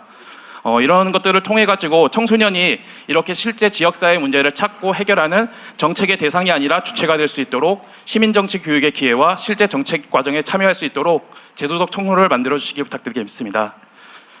끝으로 저희가 배리어 매트 하나로 증명한 것은 작은 변화가 누군가의 세상 전체를 바꿀 수 있다는 것입니다. 제주가 모두를 위한 관광, 모두를 위한 제주가 될 수 있도록 앞으로도 함께해 주시길 부탁드리겠습니다. 감사합니다. 네, 감사합니다. 이번에는 사회수석실에서 어쨌든 다 검토하고 있는 일일 텐데 각별히 잘 챙겨주십시오. 예, 잘 챙겨보도록 하겠습니다. 무장애 장애인을 위한 무장애 관광은 우리 정부의 공약이기도 하고 우리 정부의 가장 중요한 관광의 한 포인트라고 할 수 있습니다. 그리고 철저히 준비해서 제주도뿐만 아니라 전국적으로 확대할 계획이 있으니까 열심히 준비하도록 하겠습니다. 아까 말씀하신 중에 얼핏 나온 얘기인데 하여튼 배리어 프리 시설이나 이런 게 있는 거를 다 인공지능으로 다 분석해서 알려주는 그런 것도 그런 앱도 개발을 하고 그럴 계획입니다. 네, 말씀 감사합니다. 이번엔 여기에서 맨 앞줄의 여성분께 기회 드리도록 하겠습니다. 네, 안녕하십니까 대통령님. 국민의 생생한 목소리를 들으러 제주로 찾아와 주셔서 깊은 감사드립니다. 저는 서울에서 나고 자라고 제주로 이사해서 8년째 여기에서 살면서 제주의 보건의료 정책을 연구하고 있는 유혜영이라고 합니다. 오늘 저는 이 섬이라는 지리적 한계가 도민들에게 의료의 단절이 되지 않기를 바라는 마음으로 이 자리에 서게 되었습니다. 제주가 참 아름다운 곳인데 의료 현실에서는 참 냉혹합니다. 매년 고난이도 치료가 필요한 중증 질환을 앓고 있는 도민의 50%가 육지를 향하고 있습니다. 이는 아픈 몸을 이끌고 비행기를 타고 그리고 수도권 병원 근처에 숙소를 전전하면서 도민들이 시간적, 경제적 희생을 한다는 의미를 말하고 있습니다. 또 극희귀 질환자 분들은 산정 진료비 감면을 위해서 산정 특례를 받아야 하는데 이 진료를 받고 진단을 받을 수 있는 기관이 상급종합병원입니다. 그래서 제주 도민들 중에서도 그 희귀 질환자이신 환자분들은 이제 타시도를 향하여서 상급종합병원을 방문하고 지속적으로 치료를 받기 위해서 가야 하는 부담을 안고 있습니다. 다행히도 정부에서 현장의 목소리를 들어주셔서 이제 올해 초에 상급종합병원 지정을 위한 권역 분리에서 이제 제주가 독립 권역이 되었습니다. 이 부분은 진심으로 감사드립니다. 하지만 이 권역 분리가 지정이라는 결실을 맺기 위해서는 사실 신규 권역에서는 소요 병상수 제한 등과 같은 행정적인 문턱이 있는데 이 문턱을 넘을 수 있도록 정부의 전폭적인 배려가 좀 필요합니다. 아파도 이제 내가 살고 있는 곳에서 안심하고 치료받을 수 있는 제주, 그게 바로 제가 생각하고 도민들이 생각하는 필수 의료의 완결이라고 생각합니다. 상급종합병원이 제주에 지정되어서 도민들이 더 이상 아파도 원정길을 오르지 않고 이곳에서 치료받을 수 있도록 대통령님께서 특별한 관심을 가지고 계속적으로 지켜봐 주시기를 부탁드립니다. 여기까지입니다. 감사합니다. 예, 지금 말씀하신 대로 제주도는 상급 종합병원이 없는 유일한 권역이고요. 이게 지금까지는 그 진료 권역이 서울하고 같이 있었기 때문에 좀 불리한 면이 있었는데 올 2월에 분리가 됐습니다. 그리고 상급 종합병원은 매 3년마다 복지부 장관께서 이제 지정을 하시는데 올 연말에 그 지정이 돼 있습니다. 그래서 공약에도 돼 있고 또 국정과제에도 이 진료권역 재편과 상급 종합병원 추가 지정이 있습니다. 그래서 잘 준비하시면 가능성이 굉장히 높을 거라고 생각을 합니다. 네, 네 감사합니다. 지금 굉장히 열띠면서도 너무 잘해주고 계시는 것 같습니다. 이번에는 시간이 많이 흘렀는데 대통령님 2부 토론으로 자연스럽게 넘어가 보도록 하겠습니다. 2부에서는 제주도민 여러분께서 직접 체감하고 있으신 문제 그리고 제주의 미래 위한 정책 제안을 자유롭게 해주시면 됩니다. 우리 아까 했던 약속들은 유효하지요? 네, 알겠습니다. 먼저 이쪽으로 가보겠습니다. 앞줄에 계시는 이 남성분께 마이크 드리도록 하겠습니다. 전원수 대변인. 네. 앞줄 편향이 좀 있는 것 같아요. 그래서 여러분도 그렇게 생각되시죠? 앞줄 네. 편향. 네, 좀 뒤로 올라가도록 하겠습니다. 그건 무지하게 신경 써야 돼요. 그다음에 알겠습니다. 이 남녀 편향이 없나 또는 노소 편향은 없나 혹은 옷 색깔에 대한 편향은 없는가. 체계적으로 과학적으로 준비를 하고 네, 있는데 알았어요. 조금 더 부족했습니다. 더 노력하도록 하겠습니다. 네. 네, 대통령님 반갑습니다. 저는 그 육지와 섬, 지방과 지방을 연결하는 지역 항공망 하늘길의 마을버스가 되고자 지난 4년간 준비해온 신생항공사 섬에어의 전략 커뮤니케이션을 맡고 있는 강현우라고 합니다. 오늘 대통령님이 취임 300일이시기도 하고 결혼기념일이신데 오늘 저희에게는 굉장히 저희 회사에는 의미가 있는 게 사천과 김포 노선을 첫 정기 취항하는 날입니다. 그래서 좀 전에 1시경에 저희가 사천에서 정식 취항식을 가졌었습니다. 그런 의미 있는 날 이렇게 대통령님께 말씀을 드릴 수 있어서 대단히 기쁜 마음입니다. 사실상 홍보를 하고 계신 거예요? 네, 그렇습니다. 네. 잘하고 계십니다. 네. 저희가 그 섬 지역들의 그 주민 이동권을 보장하기 위해서 흑산도 백령도에 지금 공항을 건설을 계획을 하고 있고요. 울릉도에는 지금 내년 말 완공을 목표로 지금 공항이 준비 중에 있습니다. 그리고 지난 2월에 대통령님께서 그 국가관광전략회의에서 인천공항에서 지방공항 연결하는 문제 제기하셨었고 특히 제주와 연결하는 문제를 말씀하셨었습니다. 그런 부분들을 감당할 수 있는 게 저희 소형항공 사업자들입니다. 저희 소형항공 사업자들은 약 80석 이하의 좌석을 가지고 운행을 하고 있기 때문에 수요가 그러니까 일반 LCC들이 200석짜리 운항하는 것보다 훨씬 적은 수요를 가지고도 운항을 할 수 있기 때문에 그 약간의 지원들만 있다면 충분히 그 운항들을 할 수 있어서 그런 그 빈틈들이 있습니다. 그래서 그런 부분들이 아직 이제 생소했던 그런 소형 운송 사업자들 영역들이 있었어서 이제 그것들이 본격화될 것으로 보입니다. 그래서 그런 부분들에 대해서의 관심들을 좀 가져주십사는 부분에서 오늘 말씀을 좀 드리고자 합니다. 한 3가지 정도의 말씀을 좀 드리고 싶습니다. 첫째는 제주를 포함한 지역 항공망을 국가 전략 사업으로 좀 채택을 해주셨으면 좋겠습니다. 대통령께서도 그 김포와 제주 노선이 전 세계에서 제일 바쁜 항공 노선인 걸 알고 계실 겁니다. 이걸 뒤집어 보면 제주 관광조차도 수도권 집중으로 되어 있다는 것입니다. 그리고 인천공항 허브 전략만으로는 지역 관광, 체류형 관광, 지방 접근성을 완전히 해결할 수 없습니다. 이제는 허브에서 지방으로 뻗는 스포크 네트워크가 필요합니다. 또한 제주에서 울릉도 백령도를 직접 연결하고 광주에서 부산을, 여수에서 양양을, 포항에서 군산을 직접 바로 갈 수 있는 하늘길이 열리기를 희망합니다. 제주가 진정한 국가관광 거점이 되려면 김포 제주 노선 일변도에서 벗어나 전국 어디에서든 촘촘히 연결되는 하늘길 체계를 갖춰야 할 것입니다. 두 번째는 지역 항공을 지방 생존 인프라로 인정을 하고 정책 구명 접근성을 좀 높여주셨으면 좋겠습니다. 지역 항공은 관광만의 문제가 아니라 생존과 직결된 문제입니다. 응급 이송이랄지 생필품 물류들이 아우르는 지역 생존 기반으로 지방시대의 실질적 인프라입니다. 그러나 현실에서는 정책과 실제 집행 사이에 간격이 좀 있습니다. 도로, 철도와 함께 지방항공망도 국가기관망으로 인정하고 국민성장펀드 등 정책 구명의 문을 함께 열어주셨으면 좋겠습니다. 네, 조금 더 압축적으로 셋째 부탁드립니다. 마지막입니다. 이제 소형항공 운송사업자의 국제선 좌석 기준을 국내선과 동일하게 80석으로 조정해 주십시오.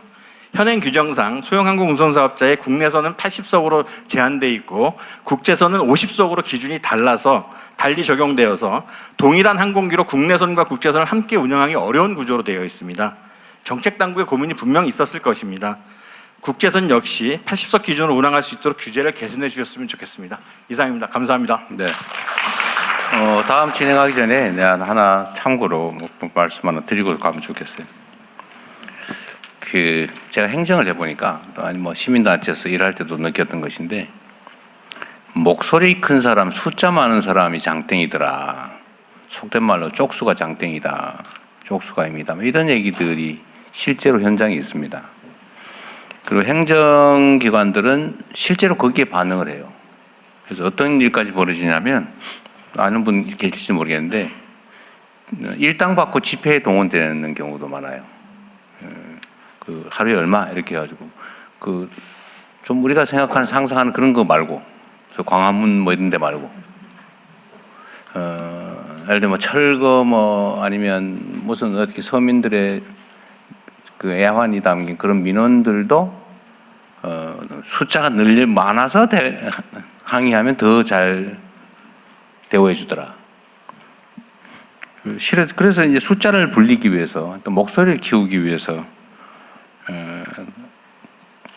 사람까지 사서 이렇게 시위를 하는 경우도 있고 또 이렇게 관청을 향해서 그 높은 데시벨의 스피커, 고성능 스피커로 괴롭혀가지고 그 효과를 보는 경우도 있고 그러다 보니까 이게 어떻게 하면 더 시끄럽게, 더 요란하게, 더 괴롭힐 수 있을까? 이제 이런 게 이제 일종의 능력처럼 그렇게 인정되는 시대도 있었죠. 지금도 사실 그런 마인드가 좀 남아 있어요. 근데 이거는 사실 민원을 대하는 정부 당국자들의 기본적인 태도 때문에 생긴 일입니다. 그러니까 힘세면은 그게 옳든 그러든 더 존중해주고 또 힘없어 보이고 숫자 얼마 안 돼 보이고 이러면은 또 무시하고 이런 경향이 없지 않았죠.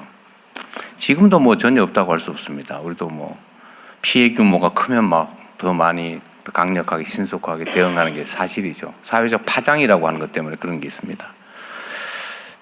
그런데 그래서 제가 성남시장이 되면서 그런 문제 때문에 이렇게 얘기를 했어요. 그리고 그걸 평생 지키려고 노력을 했습니다. 100명이 모여서 꽹가리를 치고 하는 말이나 한 명이 이메일 보내는 거나 똑같이 취급한다. 그리고 오히려 말로 해도 되는 걸 힘을 자꾸 쓰면 약간의 불이익을 줘야 되겠다. 대신에 저의 행정 방침을 명확하게 이렇게 알려주고 또 실천을 해야 되겠죠. 그래서 정말 나름대로 노력을 했고 지금도 국가 행정에도 그렇게 하려고 노력하고 있어요.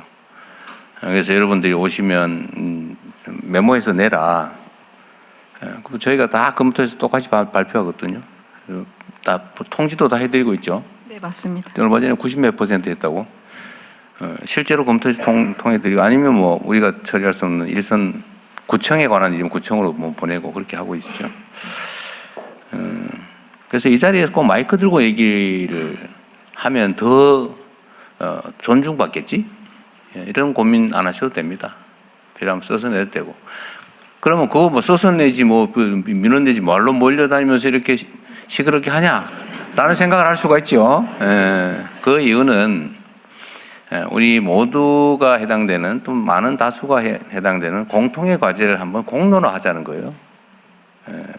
이 자리에 발언을 통해서 개별 민원을 해결하자는 게 아니고 그것도 부수적인 효과겠지만 제주의 문제 또는 대한민국의 문제 국정에 관한 이야기 온 나라 살림에 관한 의견 제안 이런 것들 한번 공론화해 보자는 거예요. 많은 분들이 보는 속에서 좀 그러자는 취지시죠? 그래야 기회가 많이 생겨요. 그런데 내 얘기, 우리 사업 얘기, 물론 다 그랬다는 건 아니고, 그렇게 혹여라도 그렇게 흘러가면 이거 모여 있을 필요가 없지. 여러분도 여기 보면 아마 이 얘기는 꼭 해야지 이거 무지하게 많을 거예요. 그런 분들한테 기회를 많이 드리려면 좀 짧게 들어가는 말, 마치는 말 다 빼고 자기소개하고 그냥 핵심적인 얘기만 해서 좀 함께 논의해보고 함께 생각해볼 기회를 갖는 거죠. 그러면 좀 많은 사람들이 얘기할 수 있어요. 네. 내가 일단 당첨됐으니까 그렇게 하지 말고 당첨된 후에도 당첨되지 않고 당첨을 기다리는 사람의 마음으로 그렇게 좀 압축적으로 해주면 좋겠어요. 네. 지금 시간이 사실은 거의 다 됐습니다. 다 됐어요. 그래도 뭐또 그럴 다 수가 있나? 됐습니다. 또. 네. 하지만 조금 더 네. 받으신다고 하셨습니다. 뒤로 가겠습니다. 뒤로 가서 여기 그 노란색 모자 쓰신 여성분께 마이크 드리겠습니다. 두세 줄로 압축적으로 부탁드립니다. 이게 압축하는 게 쉽지는 않아요. 고맙습니다. 맞습니다. 와, 떨립니다, 지금. 며칠 잠 못 잤습니다. 반갑습니다. 잘 안 보입니다. 쓰겠습니다. 아, 그래요? 네. 저는 20년 전 제주도로 이주해서 지금까지 행복하게 살고 있는 75살 정영희입니다. 저는 뭐 정책 이런 건 모르겠습니다. 그냥 딱 한 가지, 숲을 지키시고 자연을 지켜주십시오. 있는 숲 베어내고 돈 들여서 새 숲 만들지 마시고 제발 좀 자연 좀 지켜주시고 저 행복하고 우리 노인들 행복하게 살 수 있게. 네. 우리나라 좋은 나라입니다. 정말 행복하게 살 수 있게 자연 좀 지켜주시고 있는 숲 좀 베어내지 마시고 지금 100년 된 숲을 잘라내고 4차선을 내고 그 길 주위에 있는 학교, 도서관 뭐 이런 것들이 다 지금 무너지게 생겼는데요. 제발 지켜주십시오. 저 부탁은 그거 한 가지입니다. 그리고 대통령 뵙고 싶어서 3일 잠 못 잤습니다. 너무 반갑습니다. 고맙습니다. 네. 고맙습니다. 고맙습니다. 네. 아, 저도 그 궁금한데 전에 무슨 비자나무 숲을 베어내고 무슨 8차선인지 4차선인지 만든다고 사진 올려오고 뭐 그랬던 그건 어떻게 됐어요? 그거는 큰일이고 아, 그거 어떻게 됐어요? 그건 저는 모르죠. 하다 말았어요? 끝까지 했어요? 알았습니다. 그냥 고맙습니다. 궁금해서. 네. 네. 네? 제2공항? 공항을 할지 안 할지도 안 했는데 뭐 벌써 더로부터. 아, 그랬어요? 네, 이따가 의견서를 넣어주시면 검토를 하도록 하겠습니다. 죄송합니다. 네, 네. 저기 3구역에 맨 뒤에 계신 남성분께 마이크 드리도록 하겠습니다. 정장 입으신 남성분께 마이크 전해주십시오. 대통령 반갑습니다. 저는 한경면 쪽에서 농업인이 심부름을 하고 있는 머슴을 하고 있는 제주 고산농협조합장 고영찬입니다. 농협.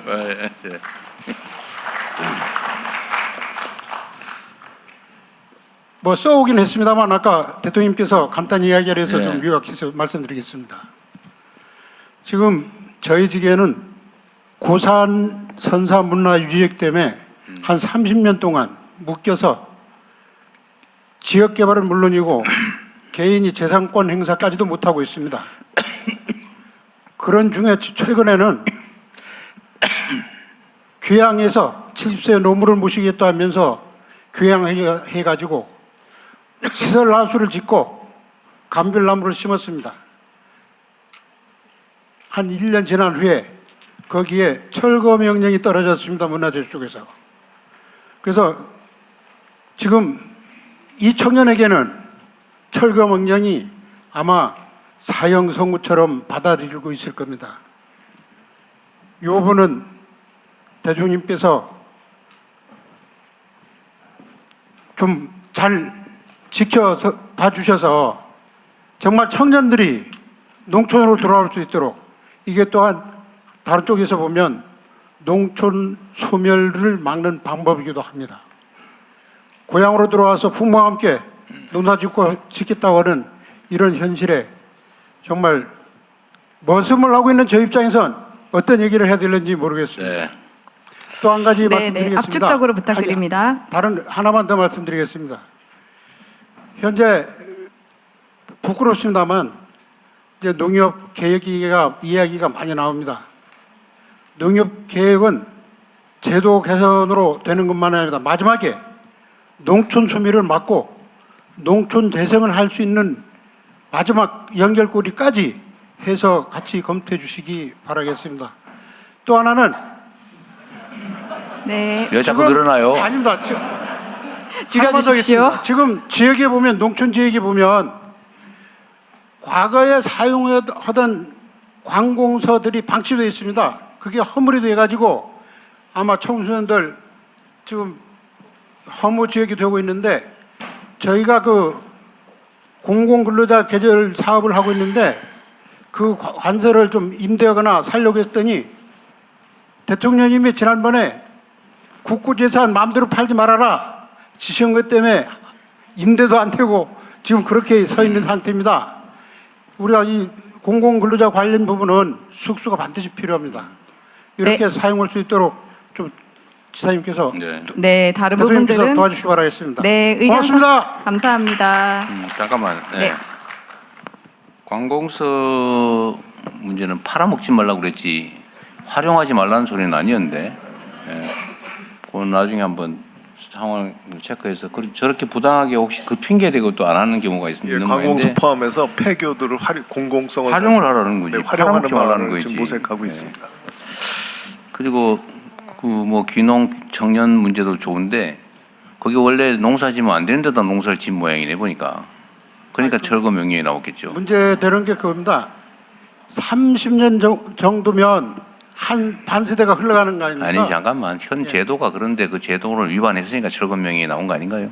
예, 그 제도가 잘못됐다 그 말인가요? 예, 그거는 맞습니다. 그런데 네, 알았어요. 구역을 예, 알 예. 수가 없습니다. 구역을. 네, 알겠습니다. 그 타당성 여부는 제도적으로 좀 접근해야 될 문제 같고. 네. 예. 저 끝으로 가서 가장 먼저 들어주신 검은색 둘째 줄에 검정색 입으신 여성분께 기회 드리도록 하겠습니다. 요약해서 짧게 합시다. 그래야. 네, 압축적으로. 대통령님 부탁드립니다. 안녕하십니까? 제가 여기까지 오기까지 12년 기다렸습니다. 그러셨어요? 저희 집에 그 대통령 아래를 앓고 있는 한 남자가 있는데 그 남자 때문에 왔습니다. 죄송합니다. 저는 뭐 도 정책, 국가 정책 이런 거를 발표할 좀 여력이 없어서 처음에 타운홀 미팅 한다고 했을 때 A4 5장을 썼고 선정됐을 때 3장을 썼고 오늘 한 장입니다. 대통령이 3분만 들어주실 수 있겠죠? 제가 더 빨리 줄여주십시오. 읽겠습니다. 네. 안녕하세요. 저는 한라산 둘레길에서 남편과 함께 근무하고 있는 김영숙입니다. 제 남편은 한때 세월호 의인, 파란바지 의인으로 불렸던 김동수입니다. 세월호 참사 당일 남편은 침몰하는 세월호에서 자신의 목숨은 안중에도 없이 많은 사람을 구조했지만 그날의 기억에 갇힌 채 지금까지도 극심한 트라우마로 자해와 입터번을 반복하고 있습니다. 지금까지도 약의 의지에 겨우 하루를 버티는 삶을 살고 있습니다. 이런 남편에 대해 사람들은 살아 돌아왔으니 된 거 아니냐, 또 어떤 이들은 이미 보상을 다 받지 않았냐고 말합니다. 아버지가 사람들을 구하는 모습을 보고 큰딸은 운국구조사 군무원으로, 작은 딸은 소방관이 되었습니다. 하지만 아버지의 고통을 함께 짊어진 결과 큰딸은 림프전이를 동반한 유방암 판정을 받아 힘든 치료 과정을 마쳤지만 지금은 뼈로 전이된 상태이며, 작은 딸은 갑상선암 진단 이후 태중의 아이를 잃는 아픔을 겪었습니다. 그럼에도 두 딸은 자신의 고통보다 아버지를 더 걱정하고 있습니다. 이런 상황 속에서 남편의 상태는 점점 더 악화되어 왔습니다. 2014년 4월 16일 해경동 구조 인력은 책임을 다하지 못했지만 남편은 인대가 끊어질 정도로 몸을 바쳐 사람들을 구조했습니다. 그럼에도 구조하지 못한 생명에 대한 죄책감에 여전히 시달리고 있습니다. 남편은 공무 수행 중이 아니므로 국가 유공조는 될 수 없다고 해서 의상자 신청을 했고 2번의 신청 끝에 의상자 5등급 인정을 받았습니다. 트라우마 사례로는 처음이었다고 들었습니다. 하지만 이것이 오히려 저희 가족의 족쇄가 되었습니다. 의상자 제도가 있음에도 불구하고 현장에서조차 인정받지 못하는 일이 반복되며 남편은 더 큰 상처를 입었습니다. 대통령님, 남편은 단지 눈앞에 생명을 한 사람이라도 더 구해야 한다는 생각뿐이었습니다. 구조한 사람보다 살려달라 외치던 사람들의 모습이 더 선명하게 남아 남편을 괴롭히고 있습니다. 참사 이전에는 평범했던 저희 가족이 오히려 사람을 구조한 이후 헤어날 수 없는 고통 속에 살고 있습니다. 딸 바보 아빠 동수 씨는 자신 때문에 딸들이 아프다고 자책하고, 아빠 바보 딸들은 아버지를 걱정하느라 치료에 온전히 집중하지 못하고 있습니다. 남편은 더 이상 예전으로 돌아갈 수 없습니다. 그렇게 국가가 이 고통을 이해하고 최소한 김동수 당신은 인정받은 사람이라는 확신을 줄 수 있어야 하지 않겠습니까? 부디 남편이 좌절하지 않고 자부심을 가질 수 있도록 여러 기관에서 제도를 좀 살펴봐 주십시오. 세월호 12주기가 이제 며칠 앞으로 다가오지만 남편은 갈 곳이 없어 스스로 3평짜리 컨테이너를 마련해 기억 공간을 홀로 준비하고 있습니다. 세월호로 희생된 이들을 충분히 추모하되 지옥 속에서 살아남은 사람들의 고통도 함께 기억해 주시길 부탁드립니다. 끝으로 저희 가족의 이야기를 담은 만화 홀 어느 세월호 생존 이야기가 출간되었고 다큐멘터리 이어달리기가 작년 부산영화제를 시작으로 올해 서울인권영화제에서도 상영될 예정입니다. 한 남자를 지켜내기 위해 저희 세 식구가 고군분투하며 이어달리기를 하고 있고 많은 분들이 함께 달려주고 계십니다. 대통령님께서 그 마지막 주자가 되어 결승 테이프를 끊어주신다면 더 바랄 것이 없겠습니다. 그리고 대통령님께서 언젠가 제 남편 김동수를 만날 기회가 있다면 제 남편에게 장하다, 고생 많았다고 한마디 건네주신다면 큰 위로가 될 것입니다. 의인의 삶이 불행이 아닌 해피엔딩으로 끝날 수 있도록, 그래서 더 많은 의인들이 한국 사회에 나올 수 있도록 도와주십시오. 감사합니다.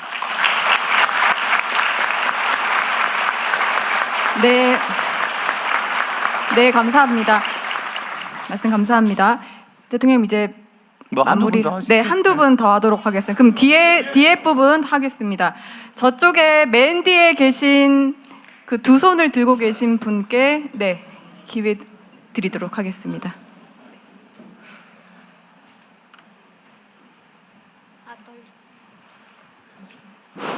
빨리 말할게요. 감사합니다. 네, 저는 서귀포시 남원읍에 거주하는 35살 송민영이라고 합니다.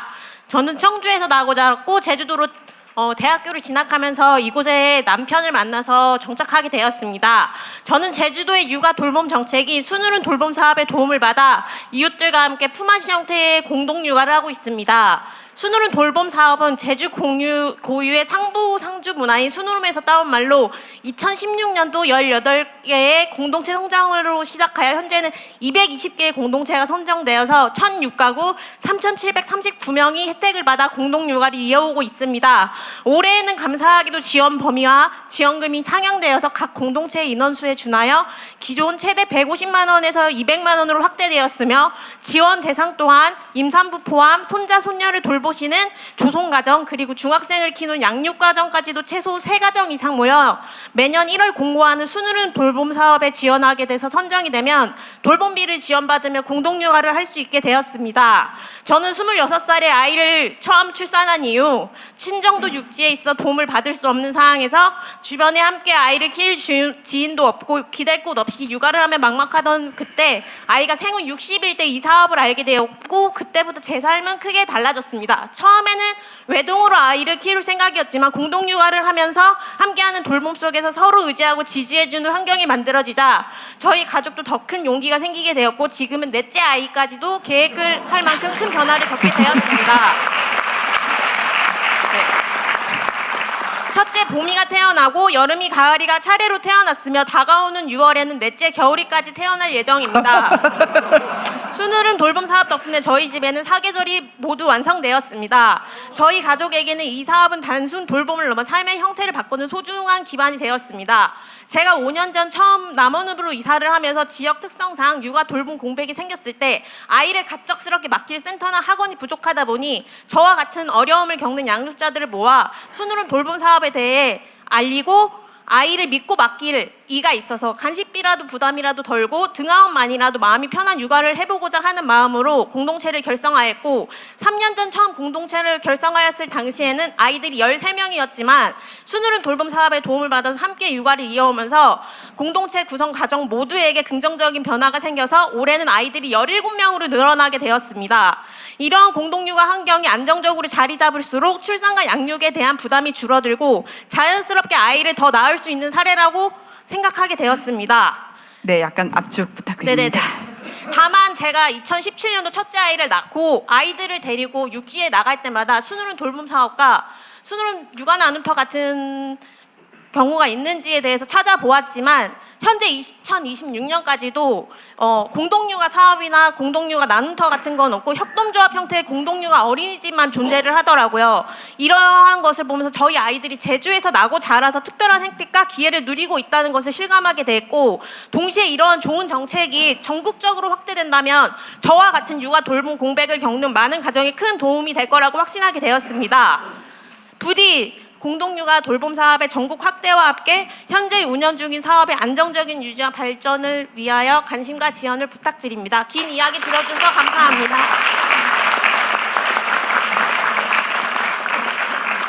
우리 한 분만 더 하고. 네, 마지막 한 분 더 하겠습니다. 아니, 여기 구역에 들어가도록 하겠습니다. 구역 제한이 있었다고 합니다. 네. 네. 안타깝네요. 맨 뒤에 계신 남성분께 마이크 드리도록 하겠습니다. 청년분께 마이크 드립니다.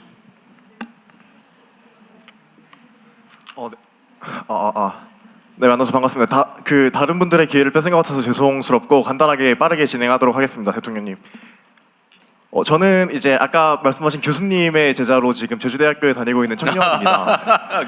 그리고 제가 이제 저는 경기도에서 원래 10대를 보내다가 20대를 제주도에 오게 됐고, 그 이후에 저는 이제 청년 관련된 정책을 좀 많이 스스로 생각하게 됐던 것 같습니다. 그래서 아무래도 제가 지금 말하려고 하는 것은 어떤 이런 부분들을 좀 다 종합해서 이제 말하려고 합니다. 이제 여기 계신 제주도민 분들의 대부분이 공감하시겠지만 이제 배송료 관련된 문제입니다. 추가 배송료가 연간 약 800억 원에서 1,000억 원 정도로 집계가 되고 있습니다. 그래서 이런 부분에서 제주도민들 같은 경우에는 어떤 이런 시스템 자체가 되게 뭐 백화점이라든가 마트라든가 이런 게 많지 않아서 이제 추가로 구매를 해야 되는 부분에서 그런 어떤 배송료를 담당하고 있습니다. 그래가지고 이제 죄송합니다. 좀 긴장돼가지고. 그래서 그런 부분에서 이제 지자체에서는 택배비 지원 정책이 시행되고 있습니다. 하지만 이런 부분을 조금 다르게 보게 된다고 한다면은 제주에서 발생한 소비가 외부 물류 기업으로 이제 이전하는 자본 유출 구조가 될 수 있다고 생각을 합니다. 그래서 이런 부분이 단기적으로는 도움이 될 수 있지만 장기적으로는 지역 경제의 자립성을 약화시킬 수 있다고 생각을 합니다.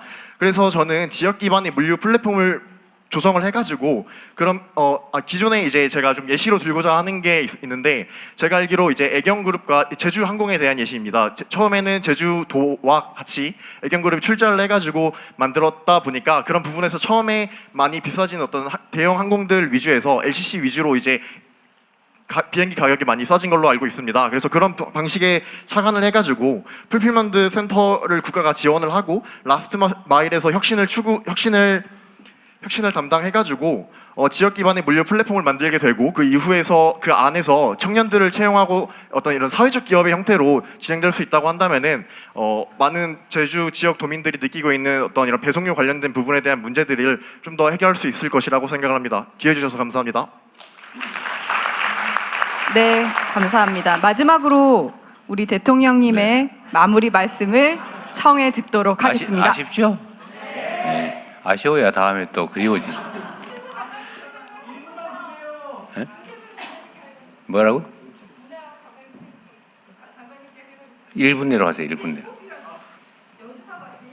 네.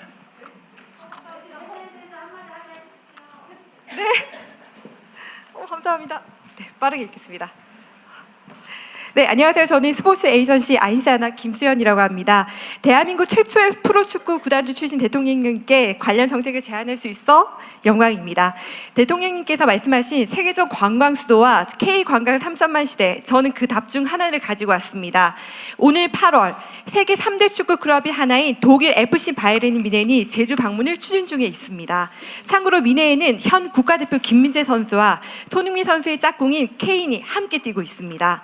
3억 명의 글로벌 팬을 가진 대형팀이 서울이 아닌 제주를 선택했습니다. 제주 SK 출신 구자철 선수가 분데스리가 시절 맺은 인연인 뮌헨 구단에 직접 제안했고, 제주 SKFC 그리고 지역 기업인들과 함께 TF를 꾸려 협상을 진행하고 있습니다. 뮌헨은 이미 지난주에 실사팀을 보내 관련 시설 점검을 모두 마친 상태이고, 현 시각 미네네 총괄 책임자가 제주공항에 도착해 최종 결정만을 남겨두고 있습니다. 제주가 선택된 이유가 있습니다. 중국 팬들이 무비자로 들어올 수 있고 일본 동남아 팬들도 제주국제공항으로 바로 들어올 수 있습니다. 이 매체가 성사된다면 단순한 친선 경기가 아니라 아시아 전역에서 수만 명의 축구팬이 제주를 찾는 글로벌 스포츠 관광의 멋진 시작점이 될 것입니다. 그런데 대통령님, 솔직하게 말씀드리겠습니다. 이 이벤트를 성사시키기 위해 지역 기업인들과 구단이 사비와 자체 예산으로 협상을 진행하고 있습니다. 제주도 예산이 반영이 안 된 상태이고 공공기관도 사정이 비슷한 것으로 알고 있습니다.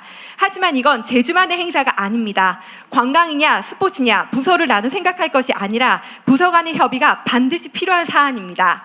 예를 들어 홍콩, 싱가포르, 태국은 중앙정부가 직접 주체가 되어 스포츠 마케팅을 합니다. 다 됐습니다. 대통령님, 대한민국의 최초의 프로축구 구단주 출신 대통령이십니다.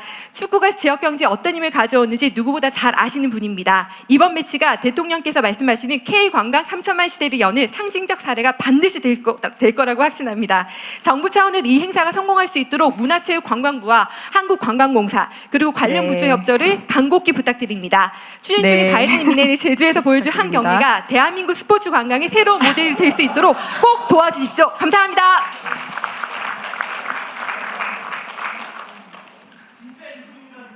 원정 경기 그 상대 팀이 누구라고요? 아니 그러니까 SK하고. 네. 이제는 정말 네. 자, 아까 제가 말씀드렸던 것처럼 메모를 해서 내시면 여기서 말씀하신 거나 똑같이 우리가 회신을 해드리도록 하고 또 거기에 국가 정책 판단이나 결정이 필요하면 거기에 참고하도록 할게요. 그 아까 네 번째 출산을 준비 중이라고 그러셨어요? 준비라고 하는 단계가 이미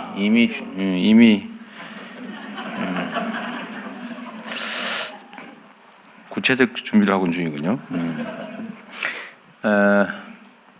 이제 그거와 직접 관계된 건 아니죠. 저희가 이제 어쨌든 육아, 양육 지원 뭐 그런 건 열심히 할 텐데 최근에 그 출생률이 1월 기준으로는 0.99까지 올라갔다. 그러니까 1에 거의 가까워졌다고 하는 보고가 있어서 일부에서 그 말고도 그 전에도 사실은 이제 0.8을 막 넘어가고 있잖아요. 보통 0.7 초반이었는데 전 세계에서 출생률이 가장 낮아서 가장 먼저 사라질 나라다 이렇게 평가를 받고 있었는데 최근에 하여튼 출생률이 올라가고 있어서 우리도 내부적으로는 이게 도대체 왜 그럴까? 왜 올라가고 있을까? 그래서 그 원인은 뭐 여러 가지로 제가 분석을 여러 차례 우리 회의에서도 하고 있는데 제도가 그러니까 출생 지원 정책이 효과를 발휘해서 드디어 출생률이 상향한 것일까?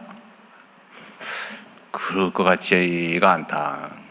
두 번째로 그러면 이유가 뭘까? 지금 아이를 낳는 부모의 부모가 소위 베이비붐 세대, 이재명 세대 아니냐? 그러니까 자녀들을 워낙 많이 낳아서 그 워낙 많이 낳은 그 사람들이 이제 결혼해서 아이를 낳을 때가 된 거 아니냐? 이런 판단도 하나 있고요. 또 하나는 지금 2020년부터 코로나 때문에 한 2, 3년 결혼을 실질적으로 못하고 미뤘다가 원래 결혼을 해가지고 아이를 낳고 있는 게 몰린 게 아닐까? 그것도 있고 또 하나는 이런 것도 있어요. 이게 제가 가장 희망적으로 보는 부분인데 결혼 안 하고 버티고 그냥 혼자 살아봤더니 이건 아니야. 제가 좀 해봤는데 이거 아니야 라고 하는 보려 때문에 어차피 세상살이 다 그래, 결혼하고 아이 낳고 그냥 살자 라고 하는 생각이 드디어 생기기 시작했다는 얘기도 꽤 있어요. 현장에서 그 얘기가 일리가 있더라고요. 네, 실제로 결혼에 대한 인식 그리고 출산에 대한 인식이 긍정적인 비율이 굉장히 많이 그러니까 늘어나고 비율이 올라가고 있더라고요. 통계적으로. 난 혼자 살래. 결혼 혼자 사는 게 좋아. 능력만 된다면 이게 지금 비율이 아니다. 결혼해야 된다. 그래도 이게 올라가고 있어요. 그게 몇 년 전부터 내가 그 통계를 봤는데 그게 효과가 현실적으로 나타나는가 싶기도 합니다. 여튼 심각한 문제이기도 해요. 정책 효과인지 아니면 그 세대 구성 때문인지 코로나 때문인지 아니면 생각이 바뀌어가는 건지. 그럼에도 불구하고 하여튼 대한민국의 가장 근본적인 문제들이 다 중첩이 돼가지고 가장 흉악하게 나타난 결과물이 출생률 저하죠. 어쨌든 이 문제를 해결하는 건 국가의 가장 중요한 과제입니다. 여러 가지 생각해 봐야 되겠죠. 하여튼 제주도에 여러분 길게 오랫동안 하면 좋겠는데 끝이 없어서 밤새도 안 끝날 거라 아쉽지만 아니 그만 아니요, 네, 아쉽지만 여기서 마쳐야 되겠어요. 네, 알겠습니다. 아쉽지만 네. 마쳐야 되겠다 그 말이죠. 네. 너무너무 아쉽지만 맞춰야 될 것 같습니다. 네, 수고하셨고요. 다음 기회에 또 한번 만나 뵙도록 하겠습니다. 제가 지금 오늘 어딘지 안 가르쳐 줄 거고 시장 구경할 거예요. 어딘지는 비밀입니다. 네. 하여튼 좋은 시간 감사합니다. 네, 행복하기 바랍니다. 네, 대통령님 마무리 말씀 감사합니다. 제주의 마음을 듣다 여기에서 마무리하도록 하겠습니다. 대통령님께서 먼저 이석하시겠습니다. 제주도민 여러분들께서는 자리를 지켜주시면 감사하겠습니다.